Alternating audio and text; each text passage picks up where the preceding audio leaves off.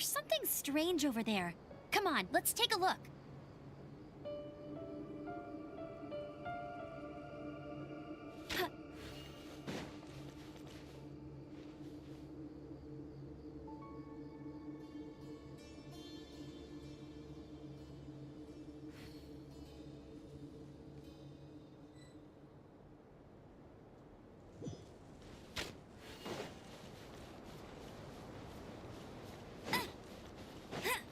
Bet you can't keep up with me.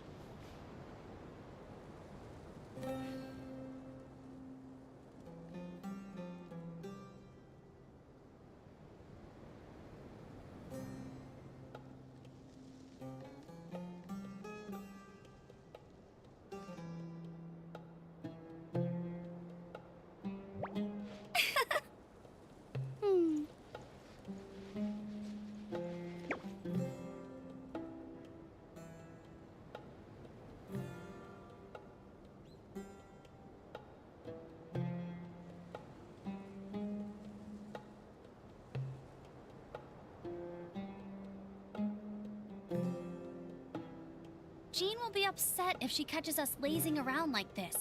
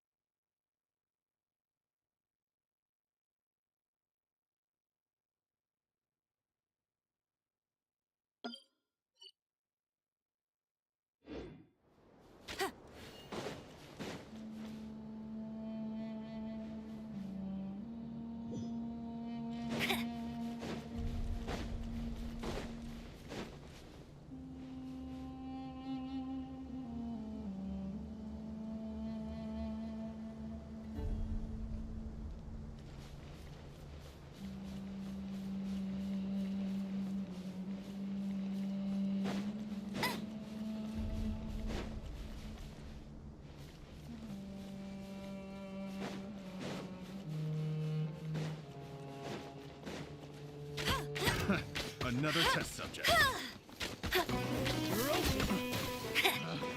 Picked the wrong test subject. I'll race you there.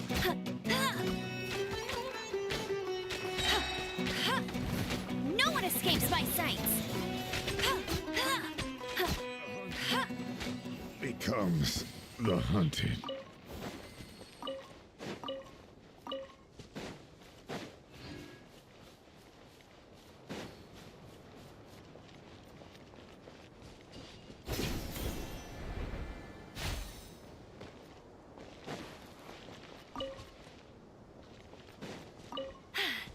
Told you I'd win.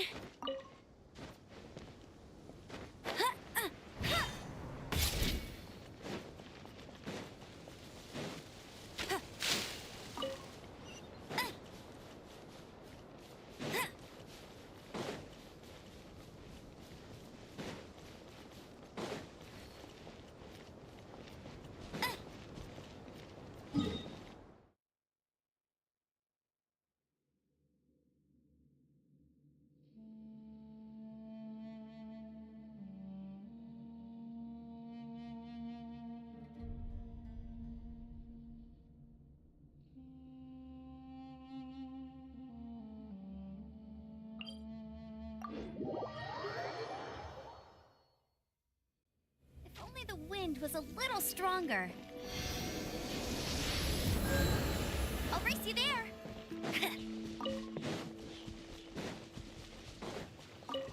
Bet you can't keep up with me.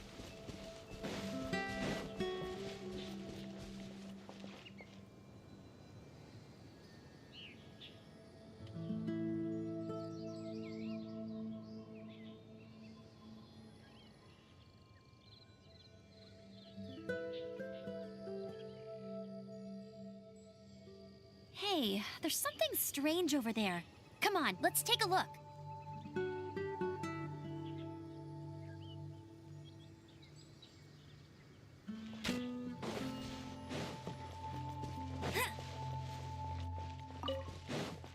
Bet you can't keep up with me. I'll race you there.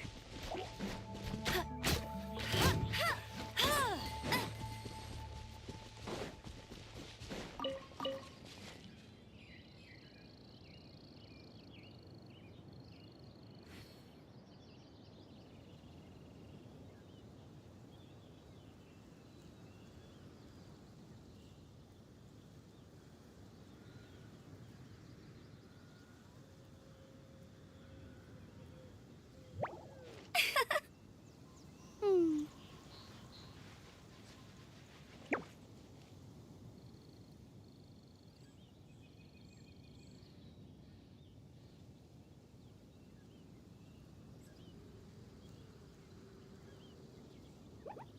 Hmm.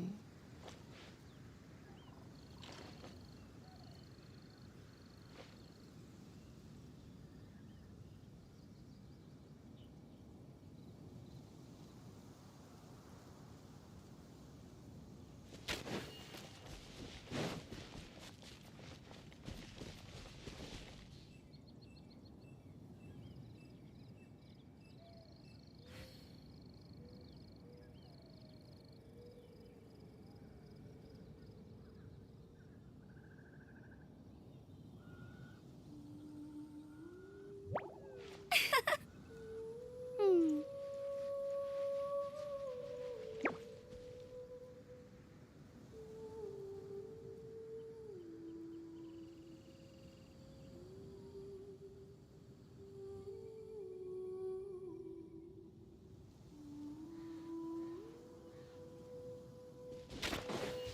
I'll race you there.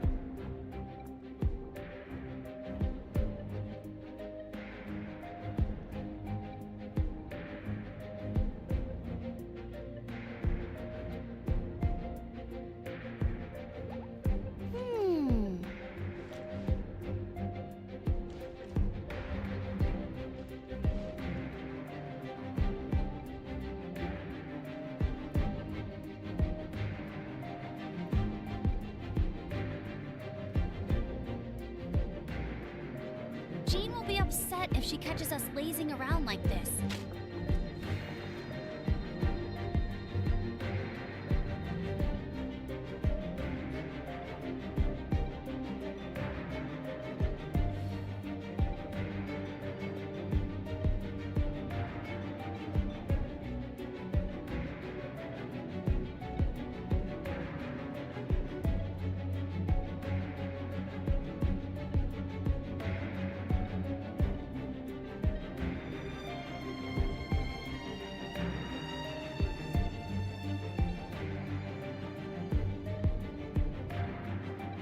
Hey, there's something...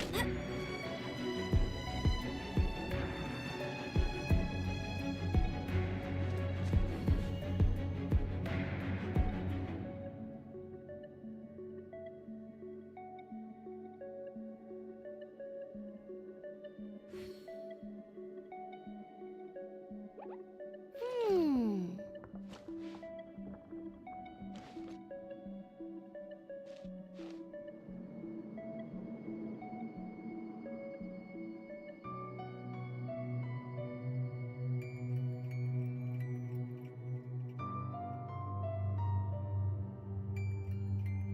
Jean will be upset if she catches us lazing around like this.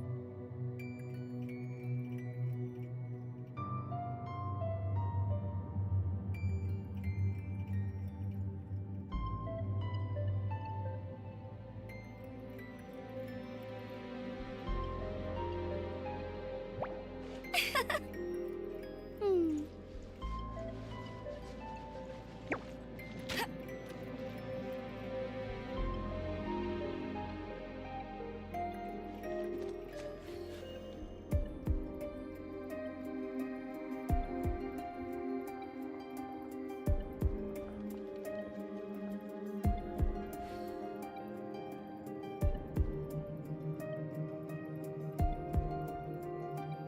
Hey, there's something strange over there. Come on, let's take a look.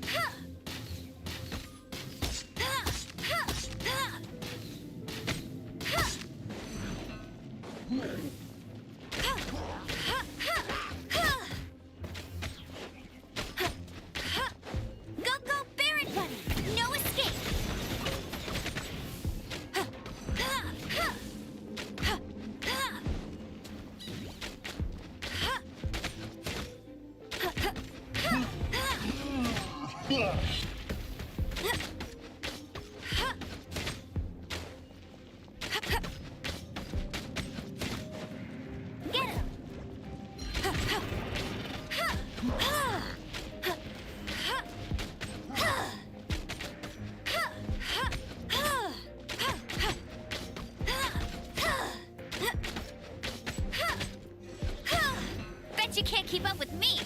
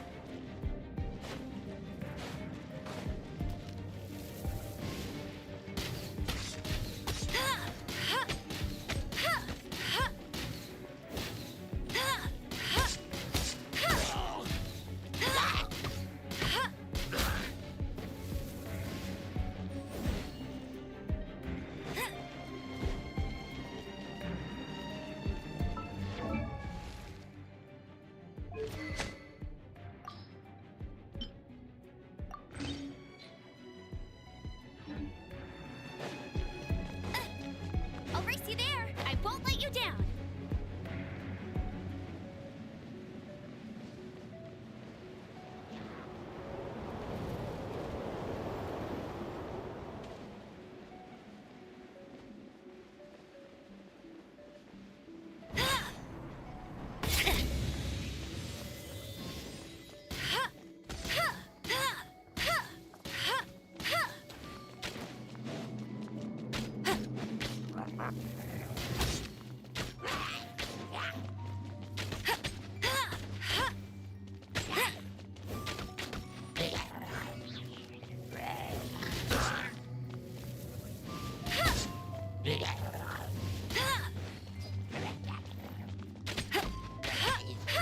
Go, go, Baron Bunny!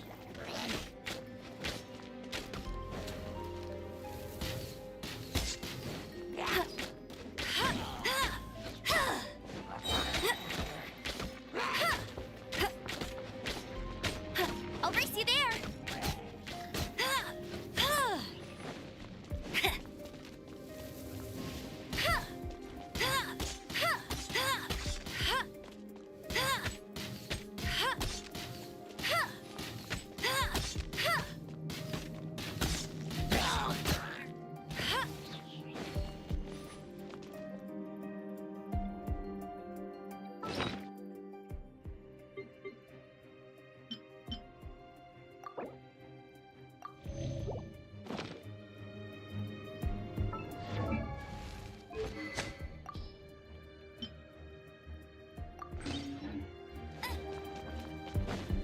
Bet you can't keep up with me.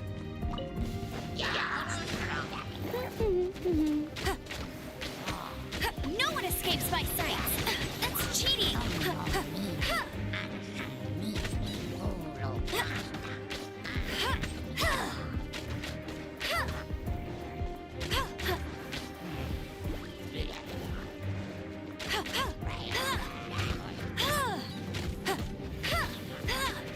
Ouch!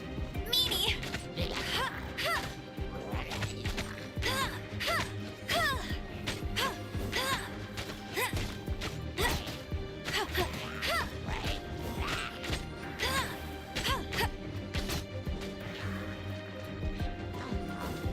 I'll race you there! Go, go! You got me.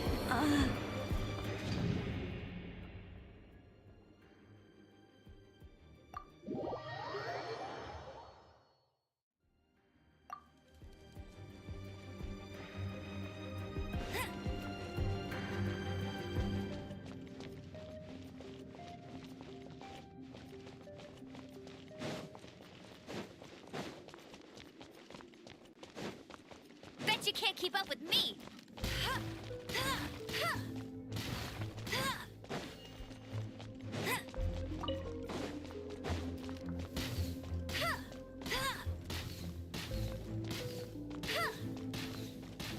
Bet you can't keep up with me. I'll race you there.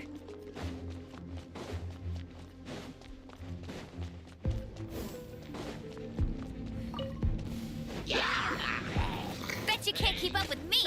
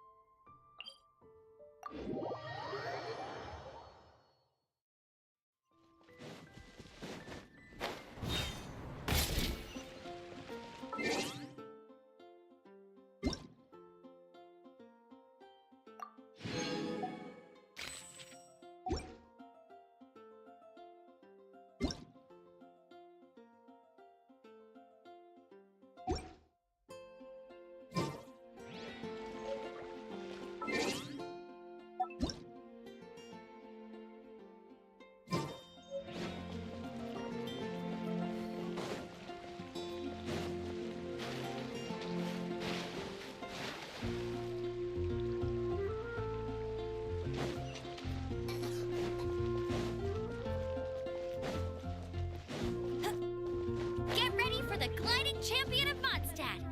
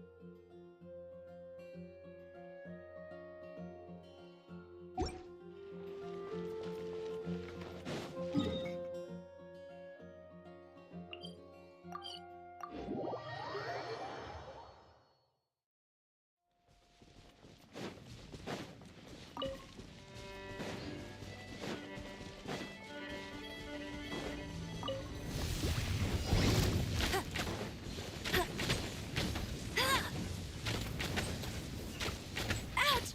Meanie!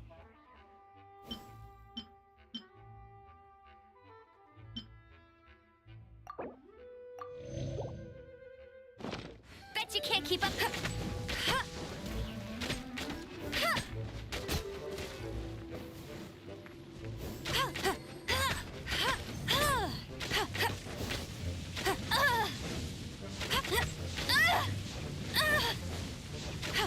Bet you can't keep up.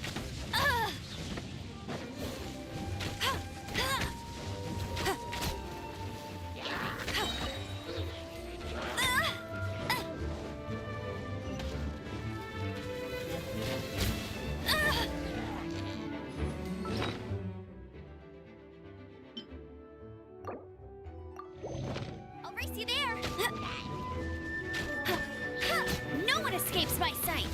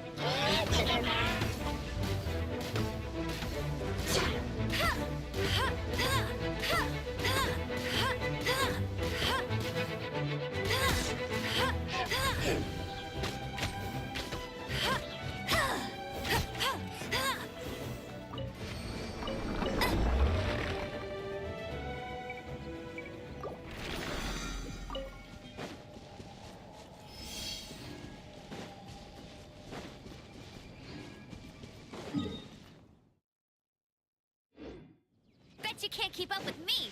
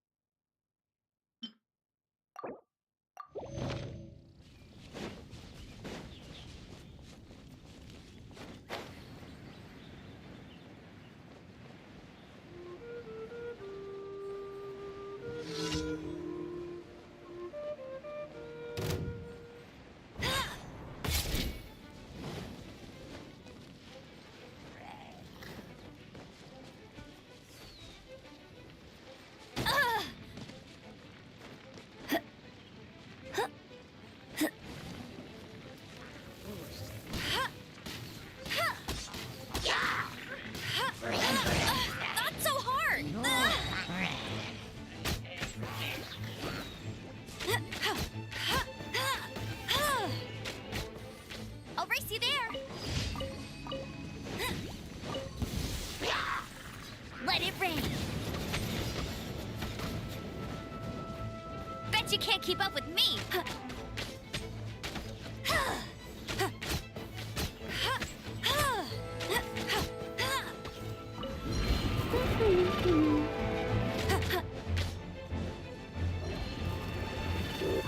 That's cheating.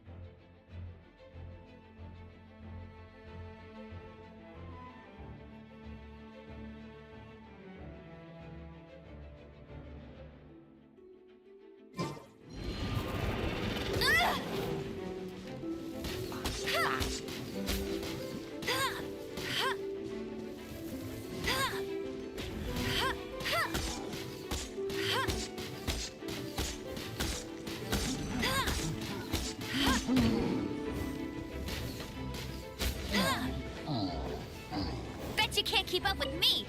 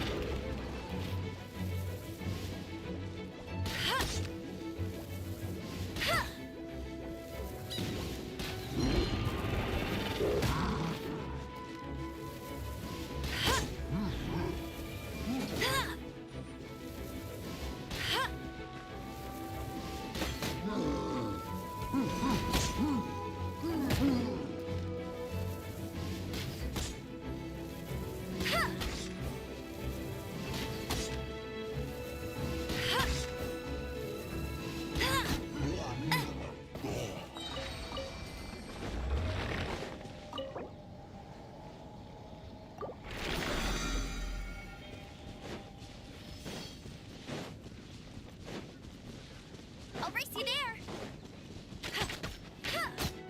Bet you can't keep up with me.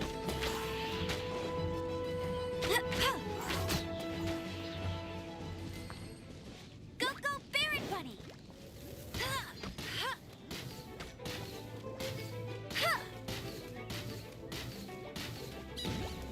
I'll race you there.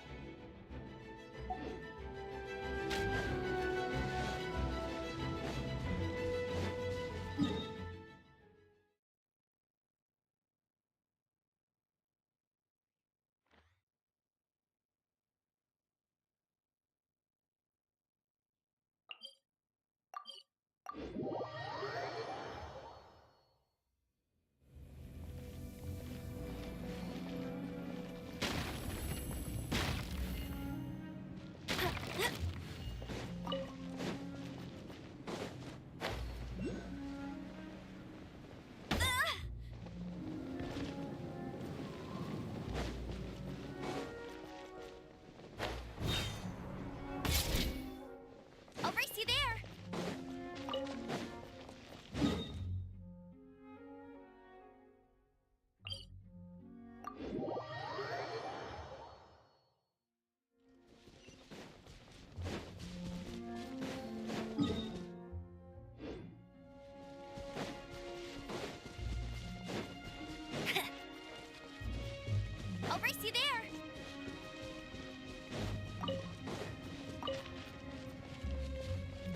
keep up with me!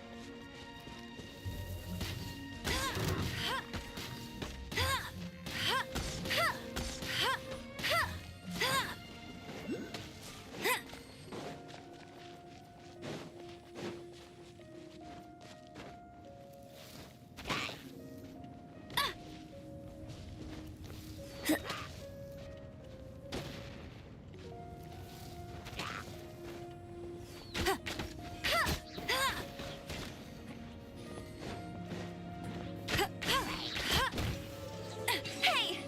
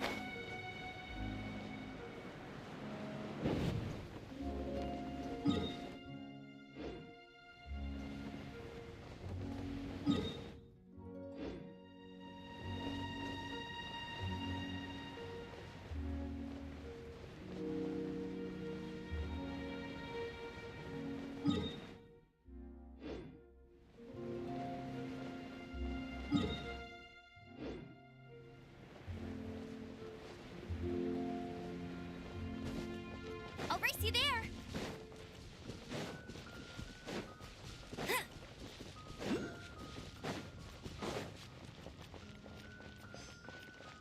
Get him!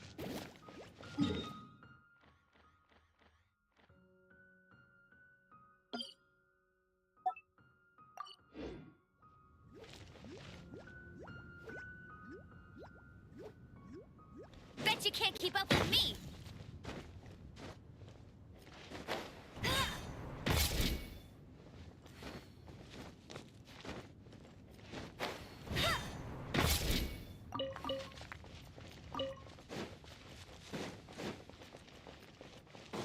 I'll race you there!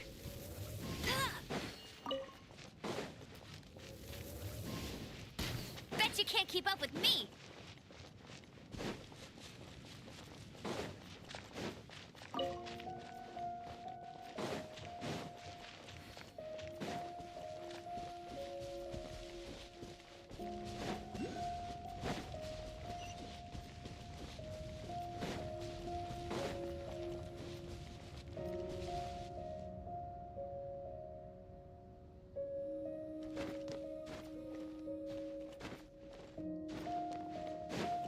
Bet you can't keep up with me!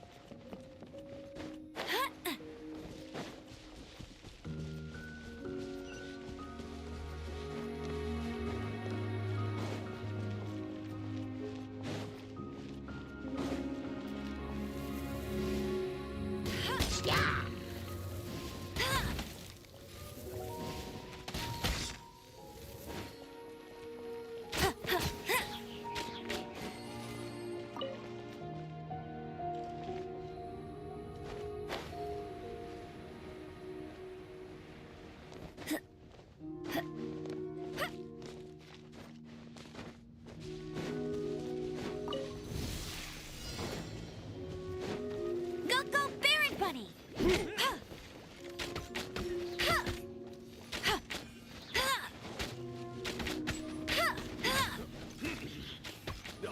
What's it done?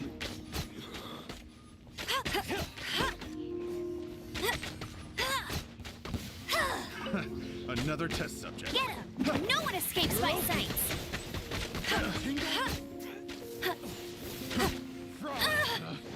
Picked the wrong test subject.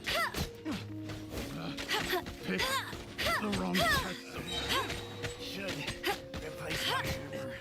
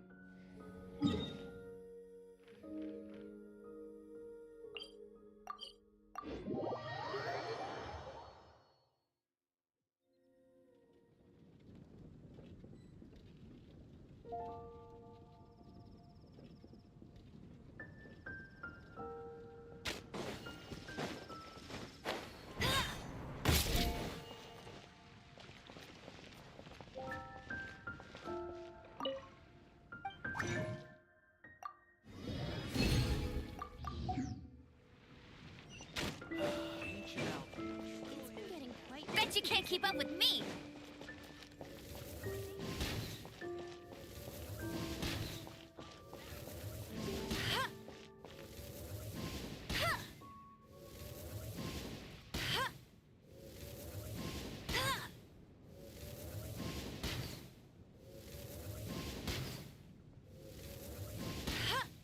It's been getting quite busy lately. Haven't you heard? There's a strange monster near Wolfendom. I will make you better. Leeway has the most prosperous. I'll live to that.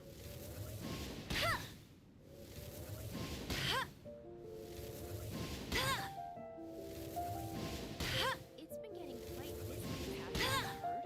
There's a strange monster near Wolfendom.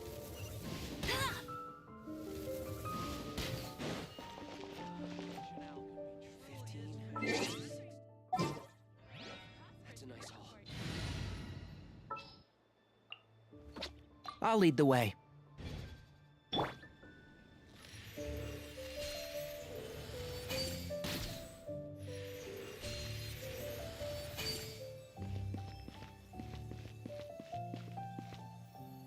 Haven't you heard?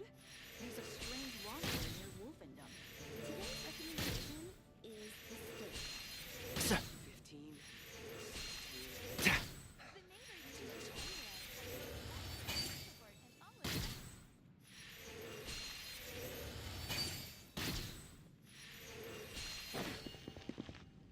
And shroud! Yeah! Rah! come take a look. Yeah! Definitely something that catches your eye. Today's Yeah! recommendation is the steak.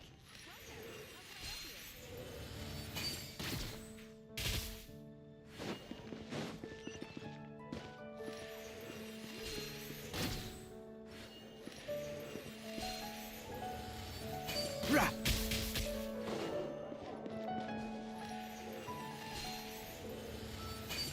Yeah!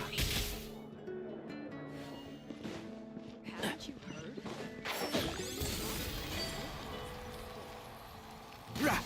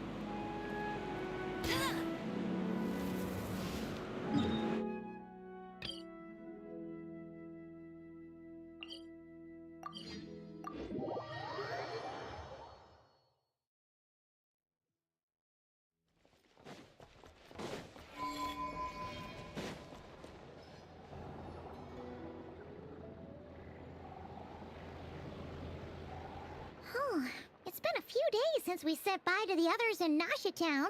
Still no news about Rarer, though. Where could he... If only he was gone for good. But with all the trouble he's... Hello! You must be the traveler in Paimon? Mr. Flint has been looking for you. Unfortunately, there's been a serious wild hunt attack over at the quarry. He thinks it's time to regroup and figure out a plan. The Wild Hunt? Oh, uh-oh. We better get over there. Ryder, come on, let's go!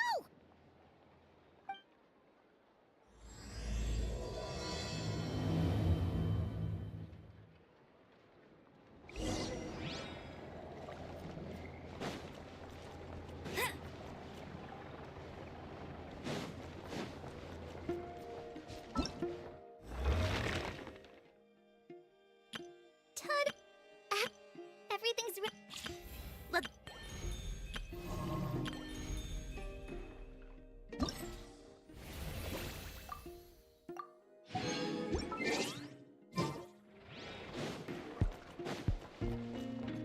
This land holds nothing but promise for adventurers who want survival. Was that right?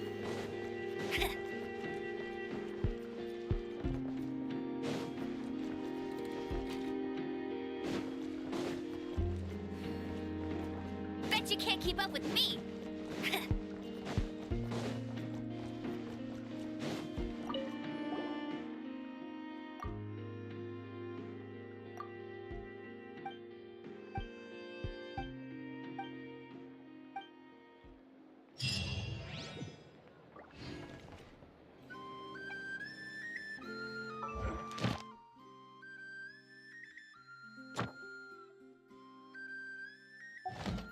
Add Astra.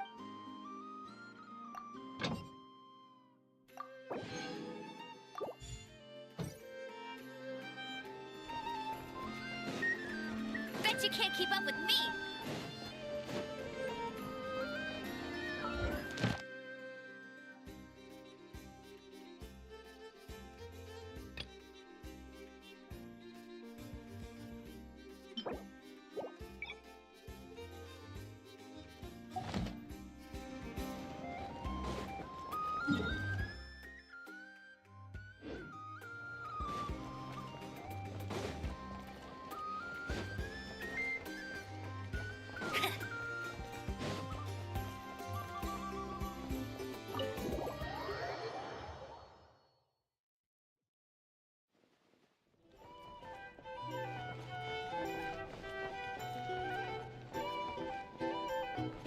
I'll race you there.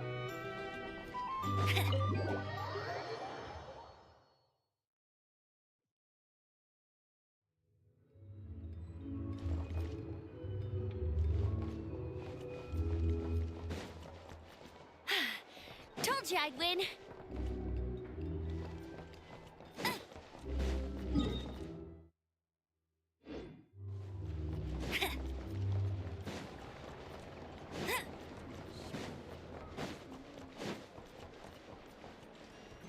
I'll race you there.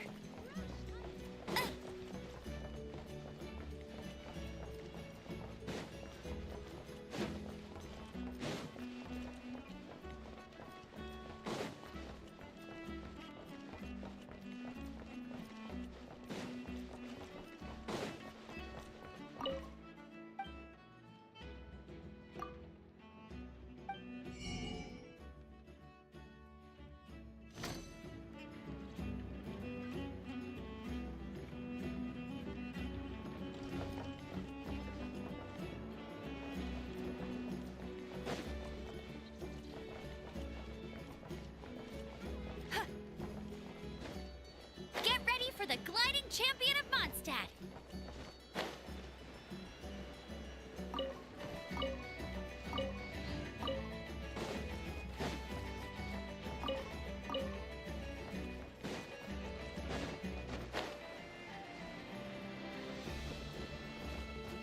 I won't let you down.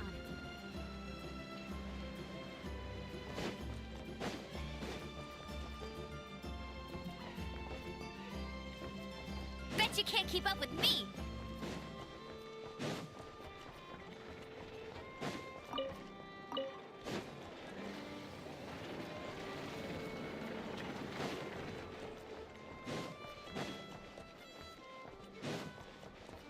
race you there!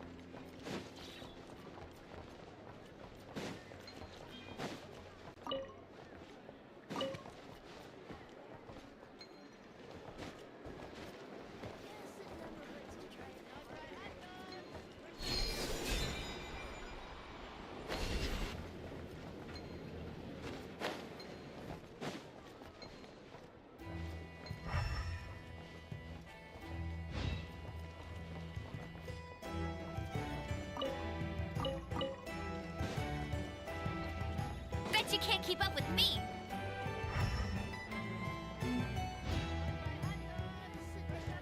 Get ready for the gliding champion of Mondstadt!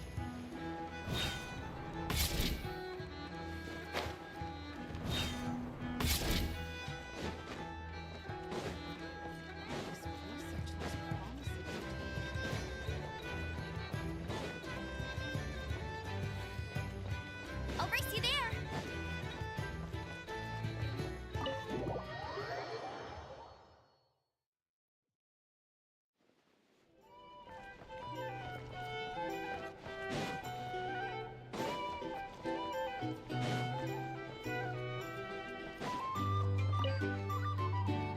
And in summary, that's the commission we're here for. How's that sound to you, Yehoda?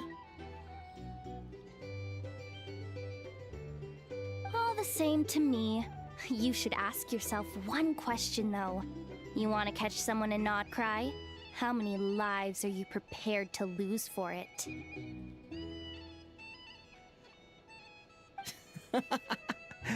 Well, I once read a story. It told me that if I find a deer with divinity, I could use its antlers to take my place for one death. And what do you know? Deer happens to be one of the Inazuman characters in my name, and I've got my own life to spare. That makes two. Huh.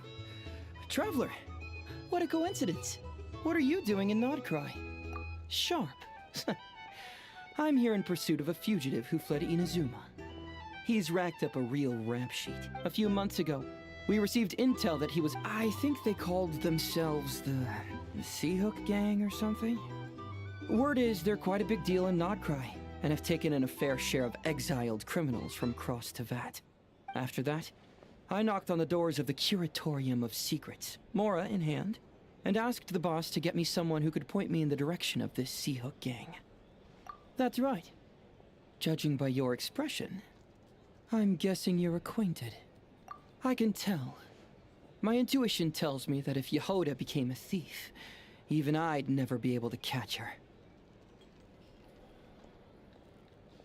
You can cut the chatter. Boss Neff gave me the job, so it's only natural I'd be good at it. But the Seahook Gang you're looking for isn't the original Seahook crew. The original gang's long since disbanded. The people calling themselves that now are just riding on the name and scamming folks left and right. Yeah, I guess I do, huh? Interesting. This is news to me. Would you mind telling me more about this new gang of imposters, Yehoda? What's there to tell? New or old, fake or real, the Sea Hook Gang are bandits. A bunch of scoundrels who banded together for Mora, then fell out over it. Their old leader wound up thrown overboard as fish food, while the underlings fought among themselves for the scraps.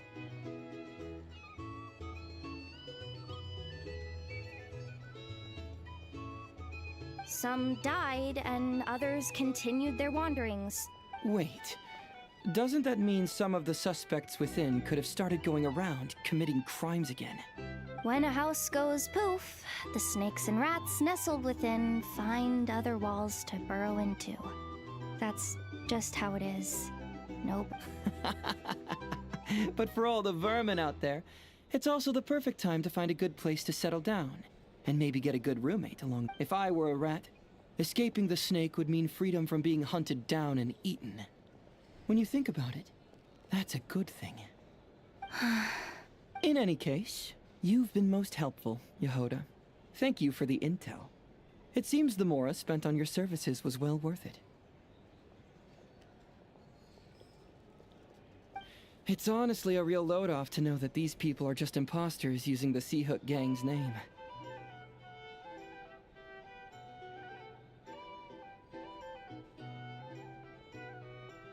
I'd have had to admit I was in over my head flying solo against the real gang, with its international cohort of goons and all.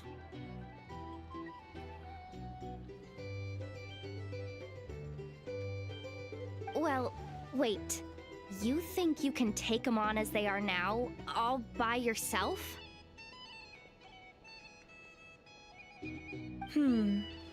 Yeah, more or less. After all, I'm only looking for our Inazuman fugitive. I'm not here to bring the whole gang to justice. That's a bold statement, but whatever. I'll help you track the imposters down. What happens after? Your kindness is appreciated. But this time, Now, I suppose that's that. I'll leave locating them to you, Yehoda. As for me, I'll get to thinking of how I can haul this scoundrel back to Inazuma and have him confess his crimes.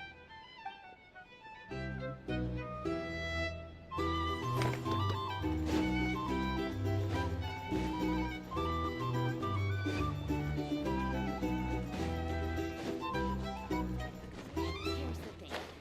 You can't live life without a little spice.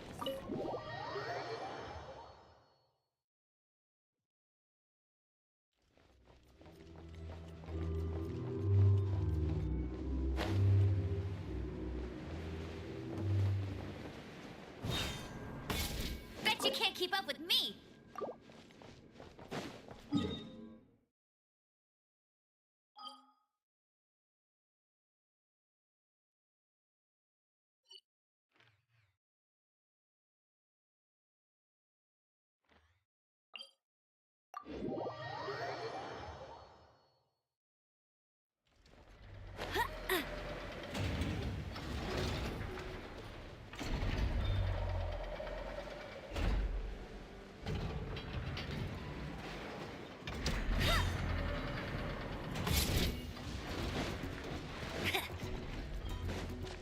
I'll race you there!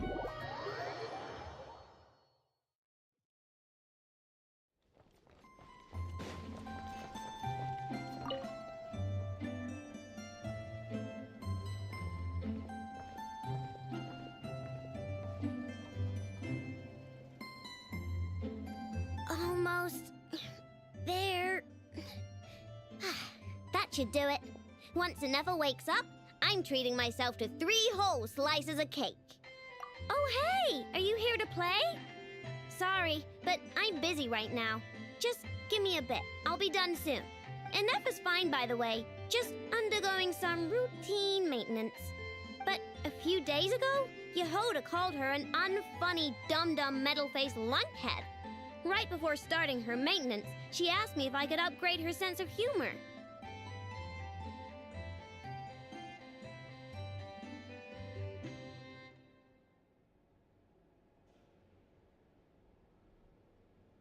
Yeah, glad we're on the same page. Nefa... Okay, I'm going to activate her. Nefa, Wake up! Time to get out of bed! Good morning, Aino. Good morning, Traveler. Aino, have you managed to upgrade my sense of humor? Duh! Such a trivial task is nothing to a genius like me. Now, time to do some testing to see if the upgrades resulted in any hiccups. Ineffa, can you add more sugar to my crumb cakes? Please respond to me in a way that is humorous. I cannot. The more sugar I put into a crumb cake, the less sugar the crumb cake will have. What? The more sugar I put into a crumb cake, the more prone Aino will be to toothaches. The more toothaches she has, the less sugar she can consume. The less sugar she can consume, the less sugar I can add to the crumb cakes. Therefore, the more sugar I put into a crumb cake, the less sugar the crumb cake will have.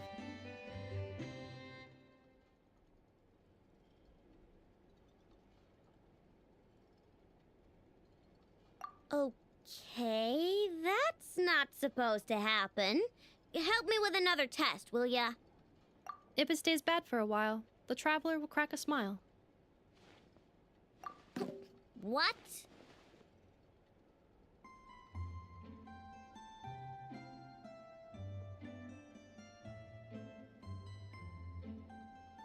You are not laughing, so I suspect I was not understood. Actually, the first joke I told used a deliberately flawed chain of logic. After confusing the relative relationships between crumb cakes, sugar, Aino, and Aino's dental health, I drew a ridiculous conclusion: that the more sugar I put into a crumb cake, the less sugar the crumb cake will have. For the second joke, I used a rhyme scheme between the similar sounding phrases, bad for a while, and crack a smile.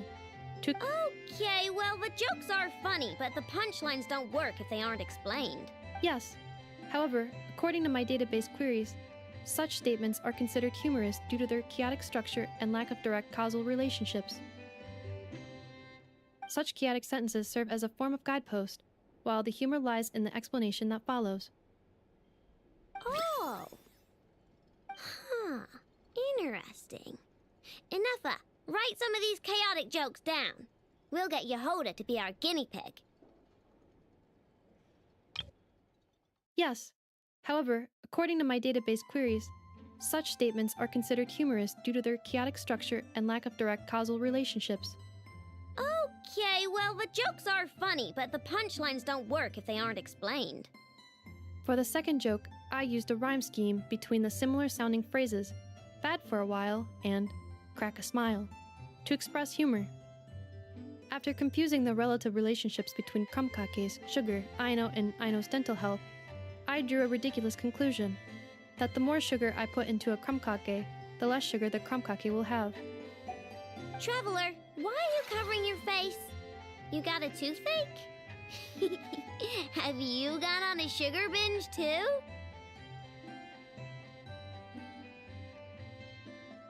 Huh? What's wrong? Don't tell me you're getting sick or something. Ineffa, go make him something warm. Understood. Maybe he ate too many hara fruit, a type of plant from Sumeru. Huh? What do those have to do with any of this? Because eating them can make you feel horrifyingly cold.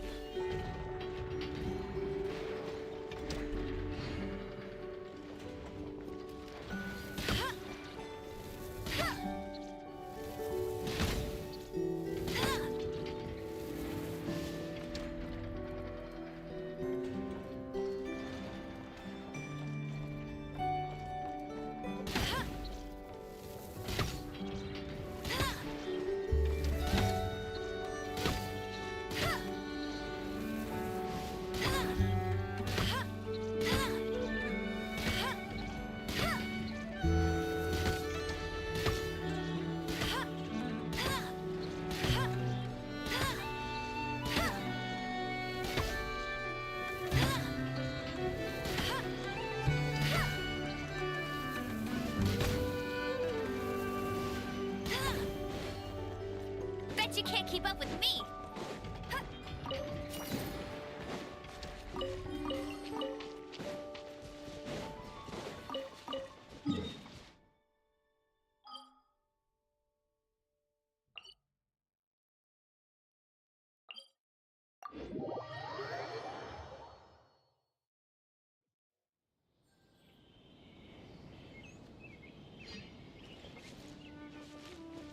I won't let you down!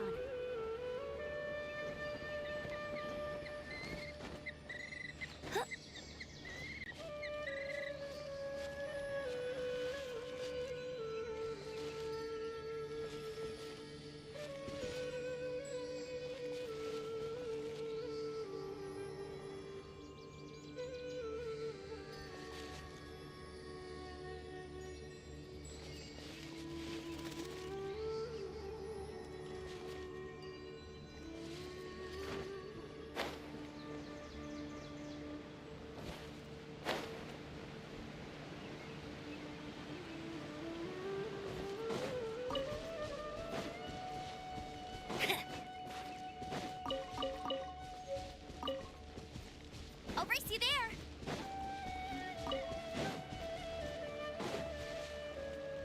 Bet you can't keep up with me!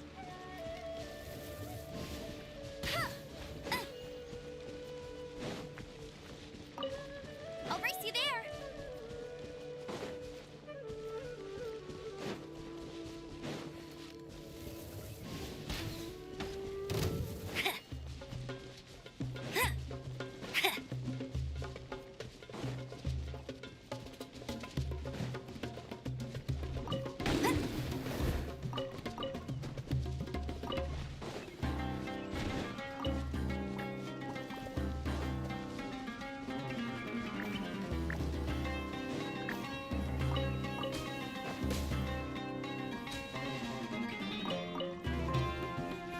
Bet you can't keep up with me!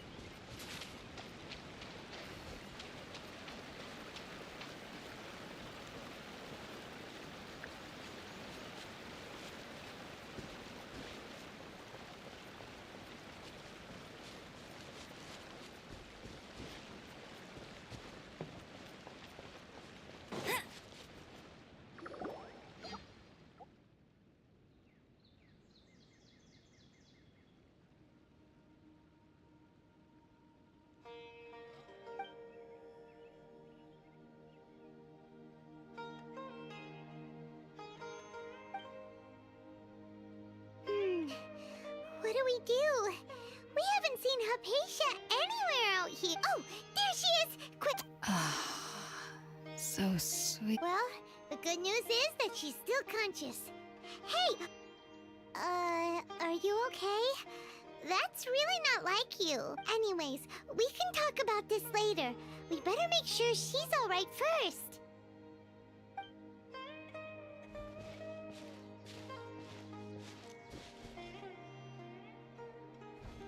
Whoa! Wait a sec.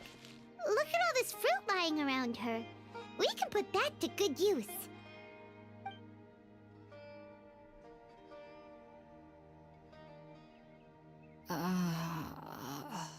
Who is there? Tainari, is that you? Huh?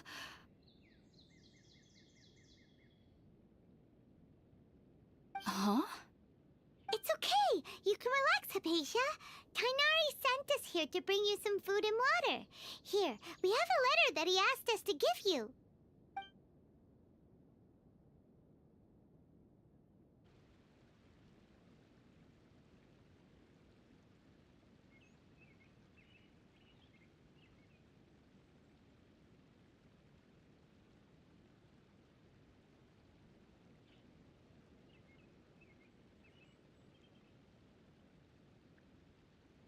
I see.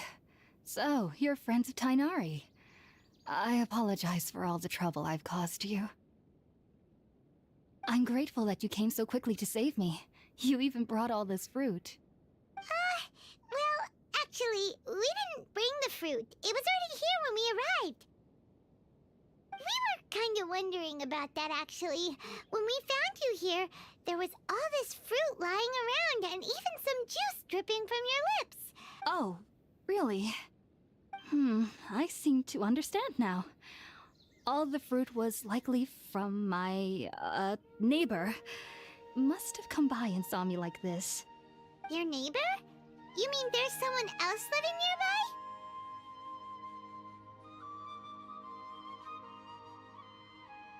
Oh? So you're able to see them too?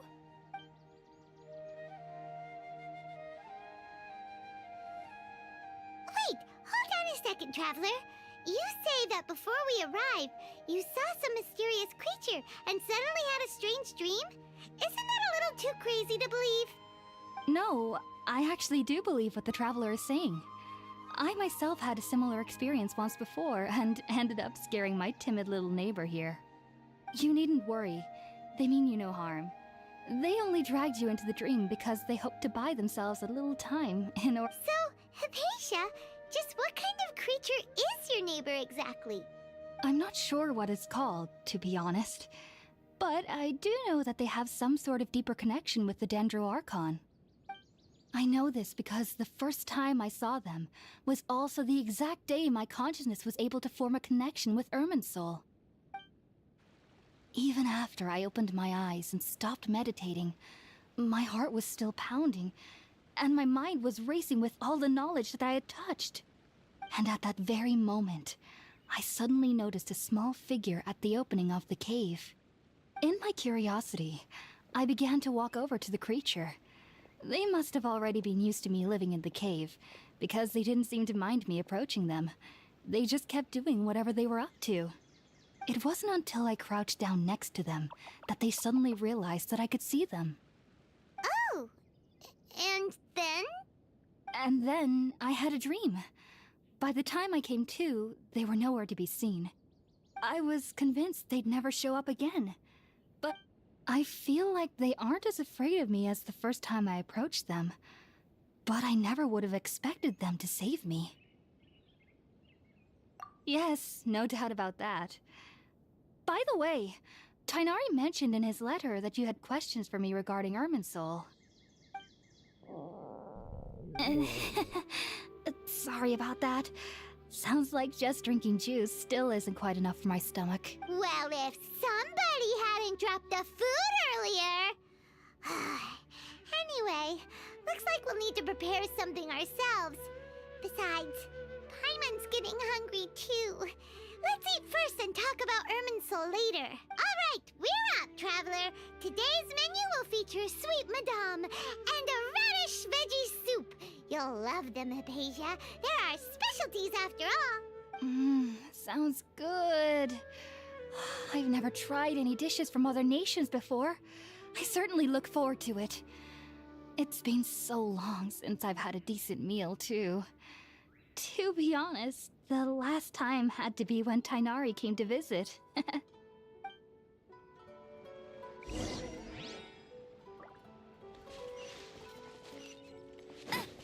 Bet you can't keep up with me!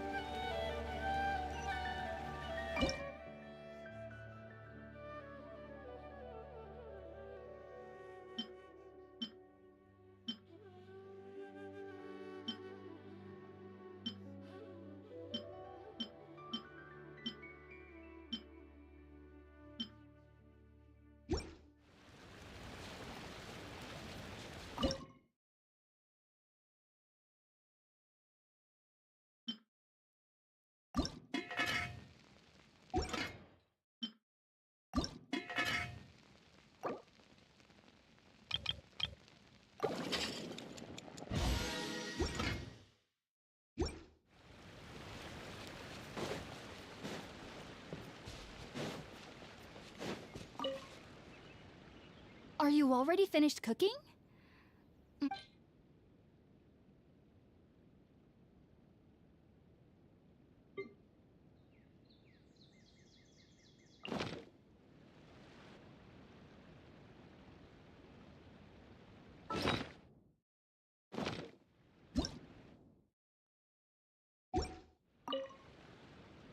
Are you already finished?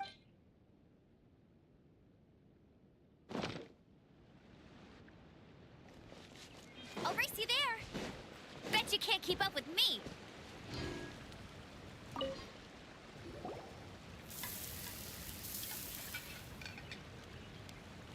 All done! Let's use the empty box that Tainari gave us since we already washed it. Oh, it smells amazing! And the box is a nice touch, too! Let's go serve this up and start eating with Hypatia!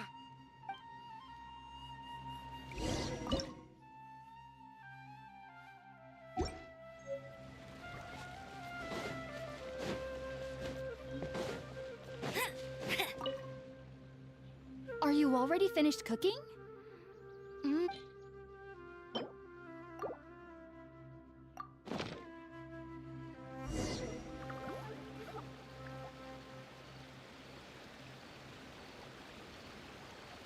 Even though everything you mentioned was in Tainari's letter, it's still hard to believe you were able to connect with Irminsul immediately after smelling Spiritborn eel for the first time.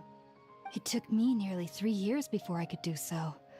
And everyone at the academia even lauded me as a genius. You should know that some researchers spent their entire lives without ever successfully connecting with Irminsul as you have. So why does this incense allow people to connect to Irminsul? The ingredients used to make Spiritborn ale primarily consist of plants created by Greater Lord Rukkhadevata. These special ingredients are conducive to heightening our senses to the Dendro Archon's power. Since the root of the Dendro Archon's power lies within Irminsul, we can occasionally tap into her powers to peer into the depths of the earth. Naturally, anyone who can establish a connection with Irminsul in their first ever attempt must be a person of great understanding. Makes sense. But Paimon's got a question. Why was he sensitive to the smell of those plants for such a long time? That was primarily due to his body's unique constitution. Stimulated by the incense, he could perceive the Dendro Archon's power and experienced a sensory overload, hence the adverse reactions. Taking in any scent similar to the ingredients of Spiritborn ale would cause adverse effects. Not to worry, though. It appears you've already fully recovered. Technically, your body should still be sensitive to the powers of the Dendro Archon, but unless you're using intentional meditation techniques, the scent of Spiritborn ale should no longer trigger such reactions. Whew. Well, that's a relief. I must admit, I am quite envious of your abilities. Even if it meant suffering from pounding headaches for the rest of my life, I'd consider it worthwhile so long as I could connect with Irminsul at will. Whoa, you're really serious about this whole thing, aren't you? I am a researcher after all. As a member of the Ritaoist Darshan at the Academia, my main area of research is the stars and their connection to the fate of living beings. But there is still so much we don't know, especially regarding the mysteries that lie in the starry skies. Which is why I must turn to the all-knowing Irminsul for answers. If only my perception wasn't so limited. Unfortunately, I cannot guarantee that my every attempt to attune with Irminsul will be successful, or that doing so will leave my consciousness intact. I am currently in the stage of training known as Satyavada life. Many researchers in Sumeru have lost their minds while seeking to attune with Irminsul during this stage. Sages have said that Irminsul contains divine knowledge, and touching such knowledge without the proper preparations and abilities will only lead to one's mind caving in on itself. That's why we meditate alone.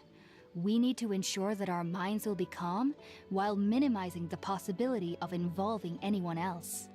Whoa, so knowledge from Irminsul could be super dangerous.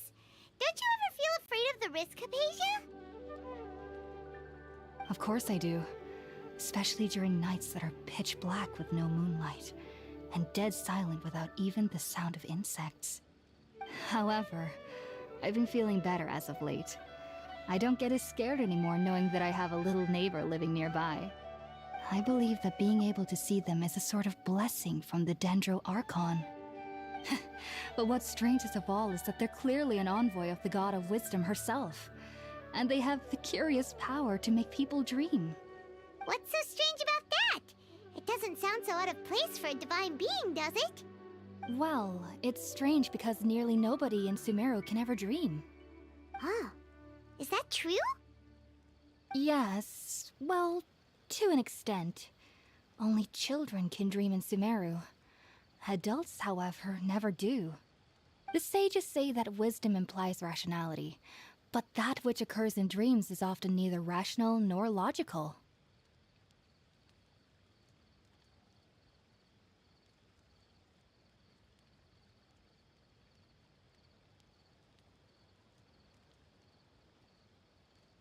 Yes, if one struggles with anxieties, those emotions could influence their dreams.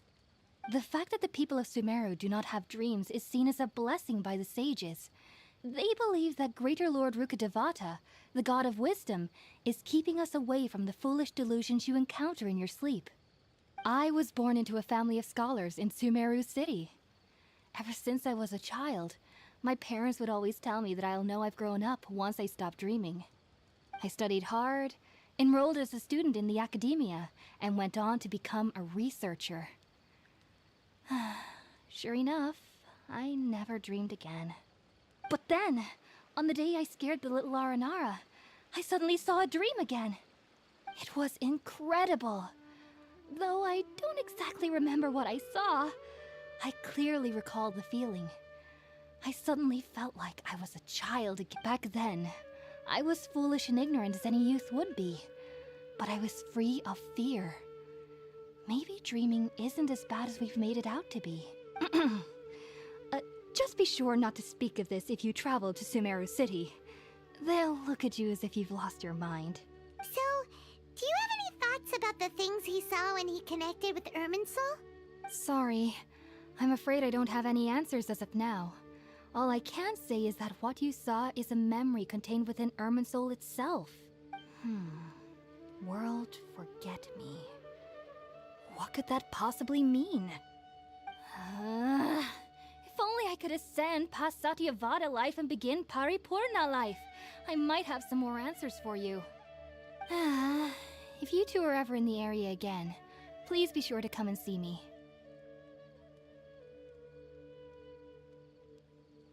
There's no need to be thanking me. You two are my saviors. Besides, I'm already looking forward to tasting some more of your cooking.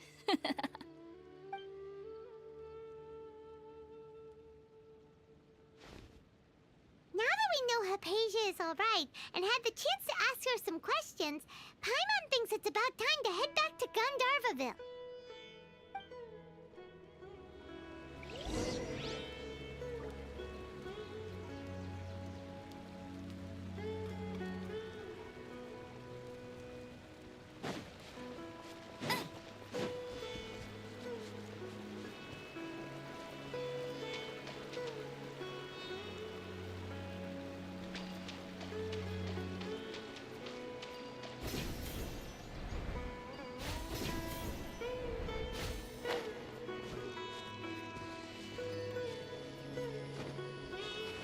Get ready for the gliding champion of Mondstadt!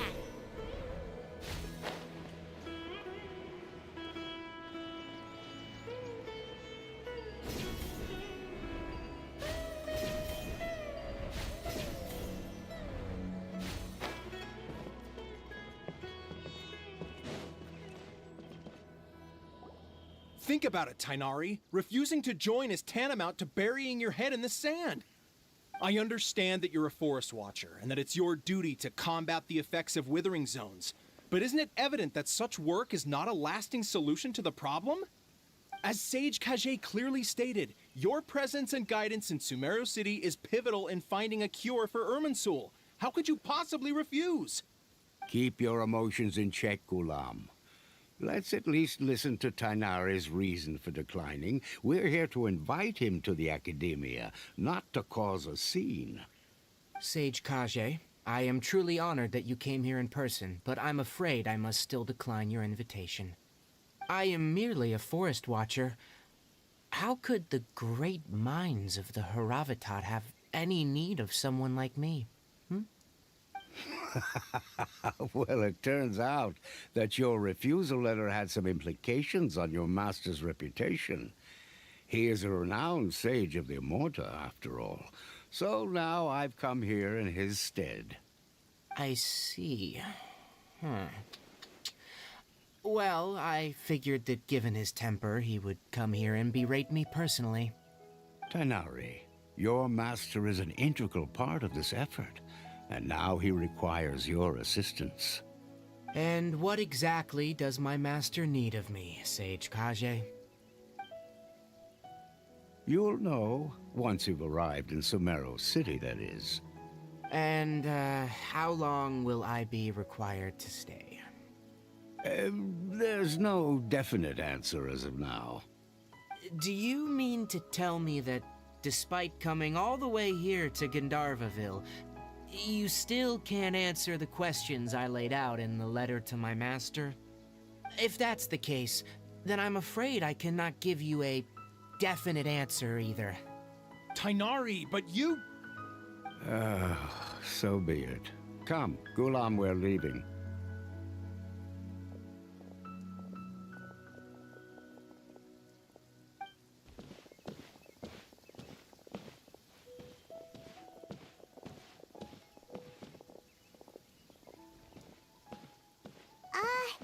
Tainari, what was that all about? It's nothing. Some people from the Academia wanted me to go to Sumeru City to assist them with a project, but I had to refuse on account of all my responsibilities here. But all that can wait. How did things go with Hypatia? It was quite the eventful trip, but the main thing is that she's safe and sound. She answered a bunch of questions for us, too. Very good. Now that the Traveler has made a full recovery, there shouldn't be any reason for you to tarry here longer. I assume you will be heading to Sumeru City, correct? That's right! We want to meet Lesser Lord Kusanali and ask her for advice. Do you have any idea on how we can find her? Sorry, I'm afraid I don't have any advice for you there. Well, do you at least know anyone we can try asking in Sumeru City? Let me think. My trips to Sumeru City have been fairly short, and most of my acquaintances are researchers. Oh, how about this? I'll write you a letter of introduction that you can give to a researcher I know. He's from the Amorta Darshan and is adept at gathering information. Asking him might prove worthwhile. Also, when you enter Sumeru City, you'll probably end up receiving something like this item here. I'm not sure if it will ever come in handy for you, but maybe you can give it a try. Oh? What is it? It's called an Akasha Terminal. It's a tool produced by the Academia that utilizes the legacy of Greater Lord Rukkhadevata. Some say that this item is the very basis of Sumeru's reputation as the City of Wisdom. Needless to say, this device and its usage fall under the Academia's expertise, so I'll leave it to them to show you how to use it. Great! Next up, Sumeru City! That's right. Tainari, we have something important to say to Kale before we leave. Is she doing better now? Yes, she's doing much better. After being confined to her bed all this time, I thought a little walk would do her some good. Last I saw her, she was taking the path towards the North Crossing. She knew you two would be leaving soon, so she must have wanted to see you off. Thanks, Tainari. All right, let's go! Farewell, and good luck to you both.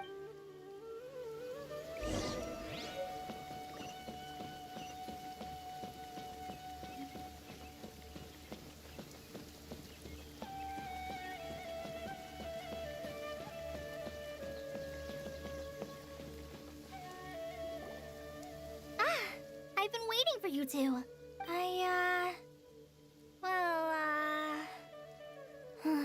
Never mind.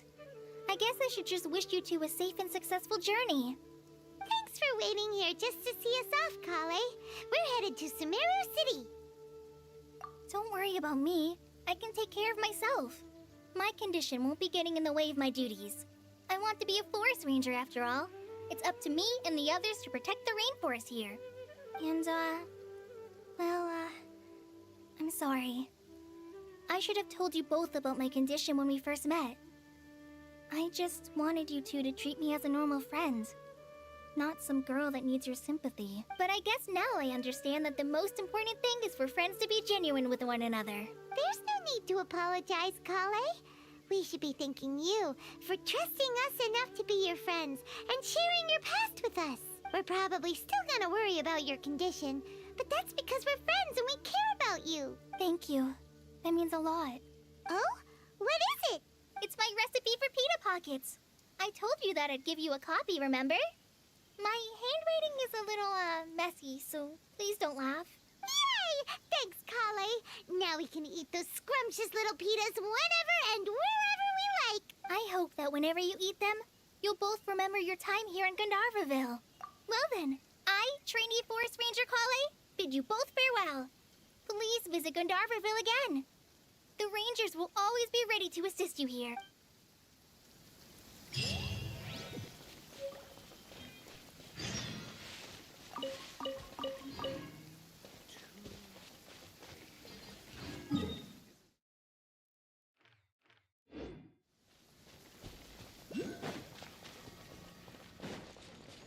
Wow, this weather is awesome.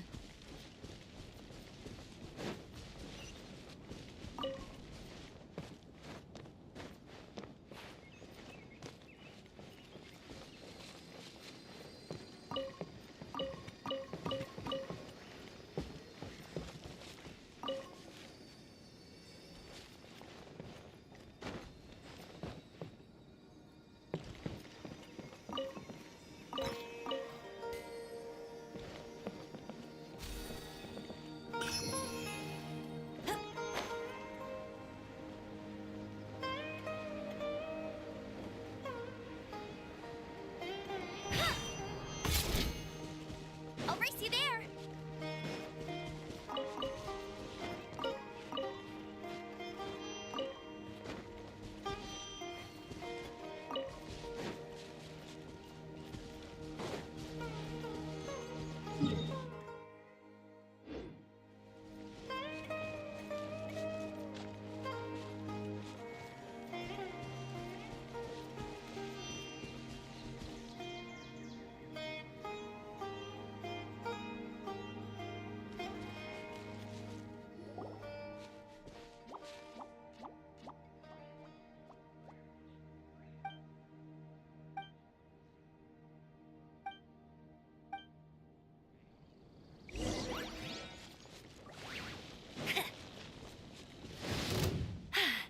Told you I would go barefoot. Let it rain.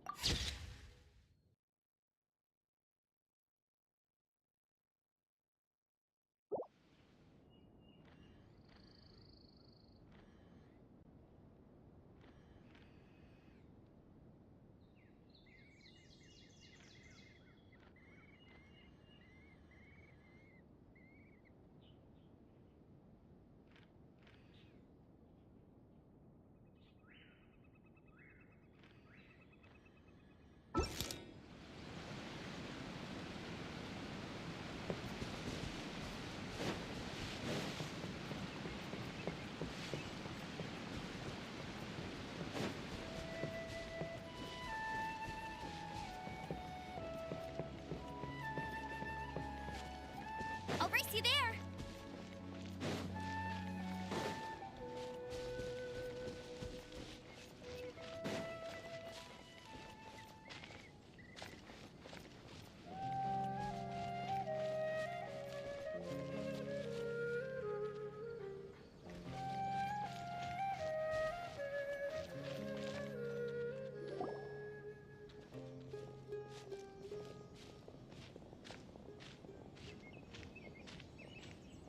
Sumeru City!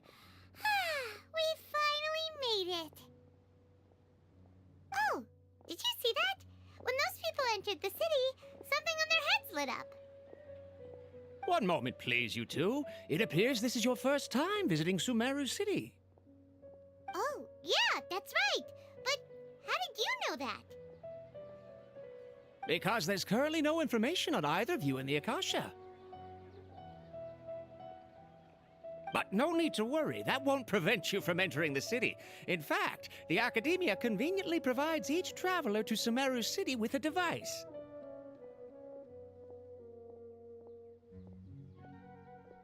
Perhaps you two have heard of the Akasha before. It's our beloved Greater Lord Rukkhadevata's lasting legacy, a treasure trove of collected knowledge.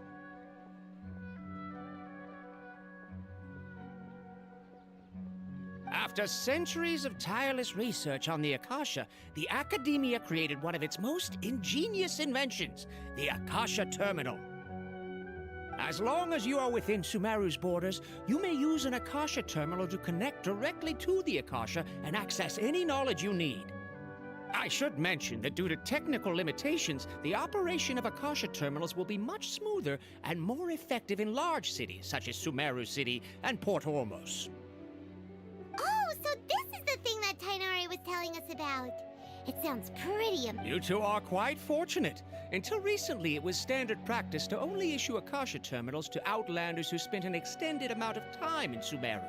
However, this policy was recently changed, and now all travelers are issued one upon arrival.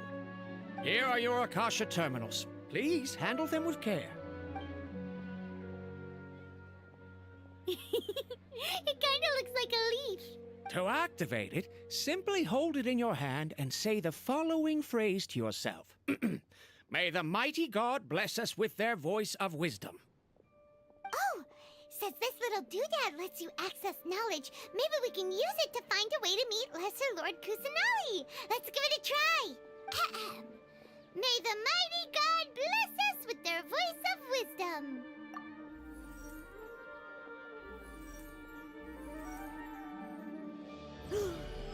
Whoa!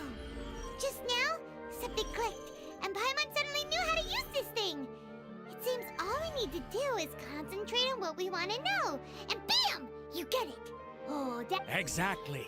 That is the power of the Akasha. And with that, let me officially welcome you both to Sumeru City. May the wisdom of the Dendro Archon always be your guide. Okay, now that we're in, we can check the Akasha about Lesser Lord Kusanali. Let Paimon try. 500 years ago, the sages found a newly born deity from within some scorched ruins. The deity now resides in the sanctuary of Suristana. Seems pretty similar to what Kali was telling us. Okay, next, let's concentrate on asking how to meet her.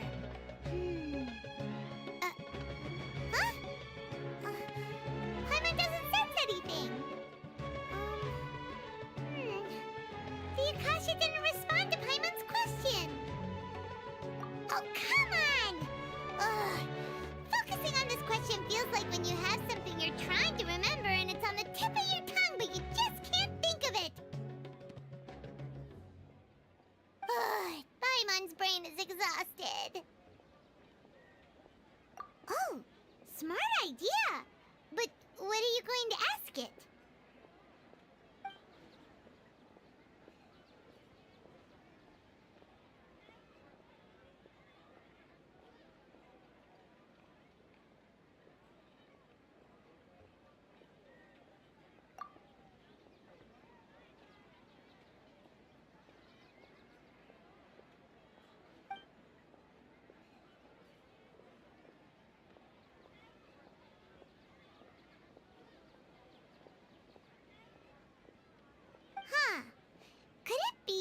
because we're Outlanders and we've only just arrived in Sumeru?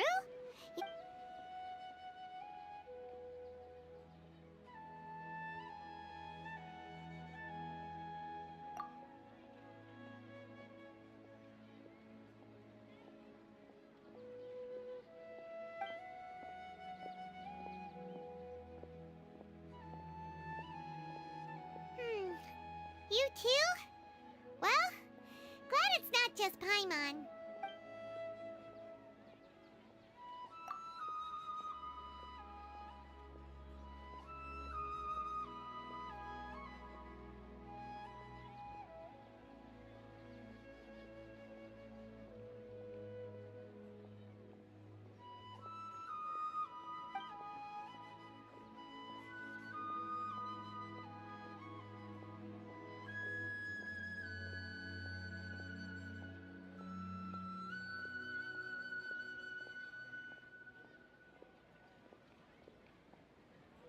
Uh-oh. Paimon's getting all teary-eyed all of a sudden. It feels like the people of Sumeru really miss their Archon. Well, seems no matter which way we try, we can't find anything that'll lead us to Lesser Lord Kusanali. Guess our only choice now is to try meeting with the researcher that Tainari recommended. He's from Sumeru and even has a position in the academia. Maybe he'll be able to access more info from the Akasha. Let's see. Tainari wrote an address on the letter's envelope. Oh, it's not far from the city's gate. Let's head over and have a look. Hopefully he's at home.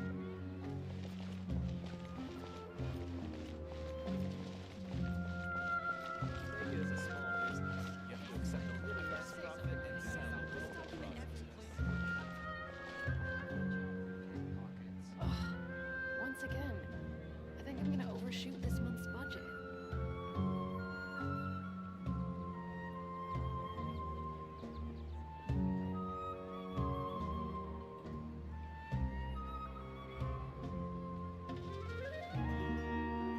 I feel like running.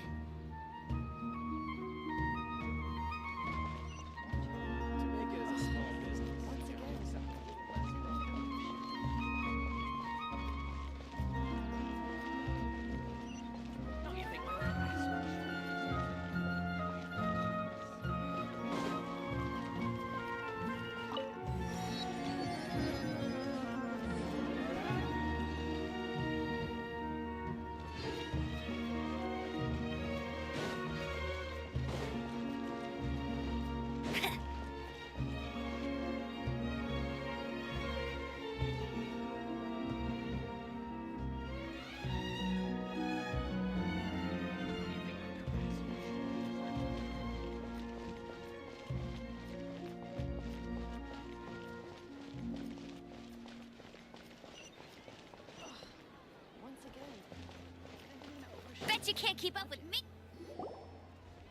Hello, are you Rohawi?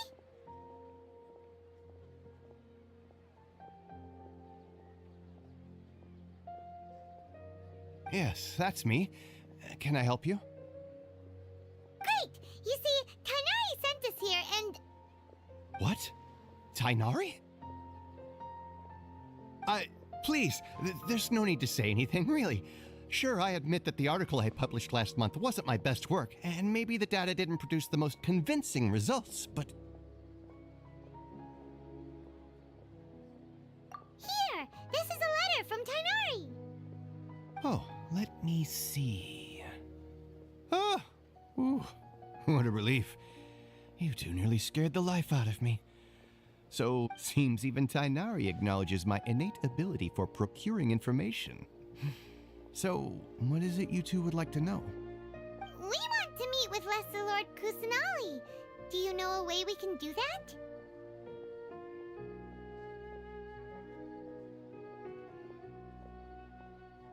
You mean you want to meet the Dendro Archon herself? This isn't exactly my area of expertise, but let me see what I can find in the Akasha.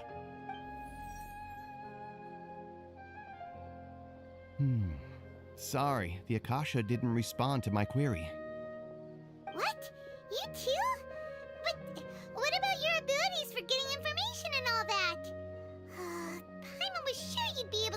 us more info than we did.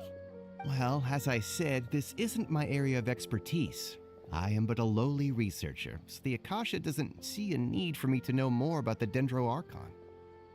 All I know is that ever since Lesser Lord Kusanali returned to Sumeru, she's never left the Sanctuary of Surasthana or made a public appearance. Huh. Didn't expect her to be such a mysterious figure. The Dendro Archon is somewhat of a recluse. Perhaps she just doesn't... Aw, but then what can we do? The Dendro Archon is somewhat of a recluse. Perhaps she just doesn't want to entertain visitors, which would explain the lack of information in the Akasha.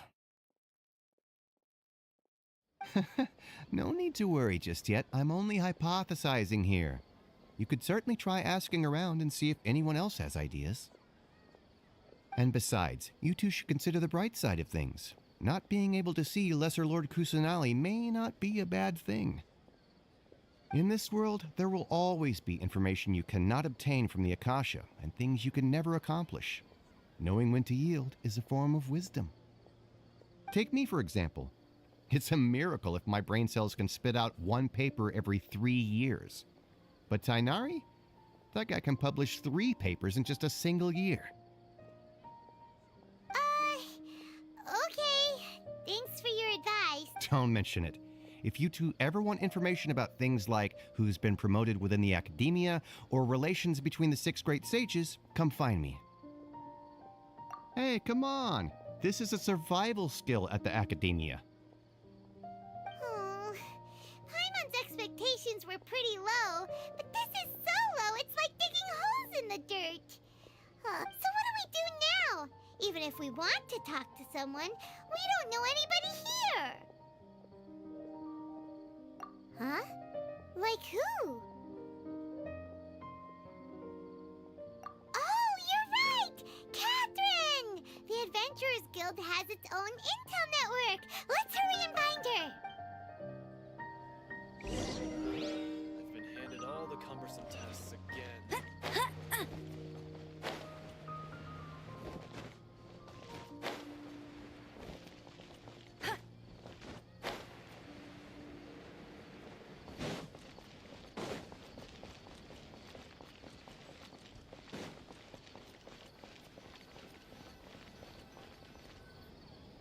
Ad Astra Abyssosk. Hello, Traveler and Paimon. Catherine, we need your help with something. Understood. The Adventurers Guild is always ready to serve you. With what do you require assistance? We want to meet with Lesser Lord Kusanali. Do you know a way we can do that? You two wish to meet with Sumeru's Archon. Understood. Please wait.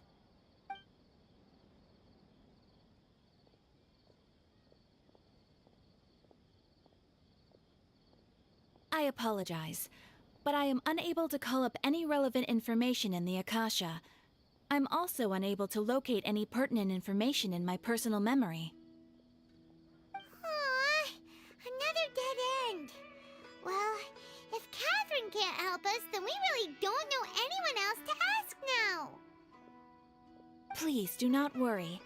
I may know of someone who can help you two. In Sumeru, the Adventurers Guild does not serve as the vanguard of information. Rather, there are numerous active mercenary groups collectively known as the Eremites. They take on various contracts and work all across Sumeru, so they naturally accrue intelligence.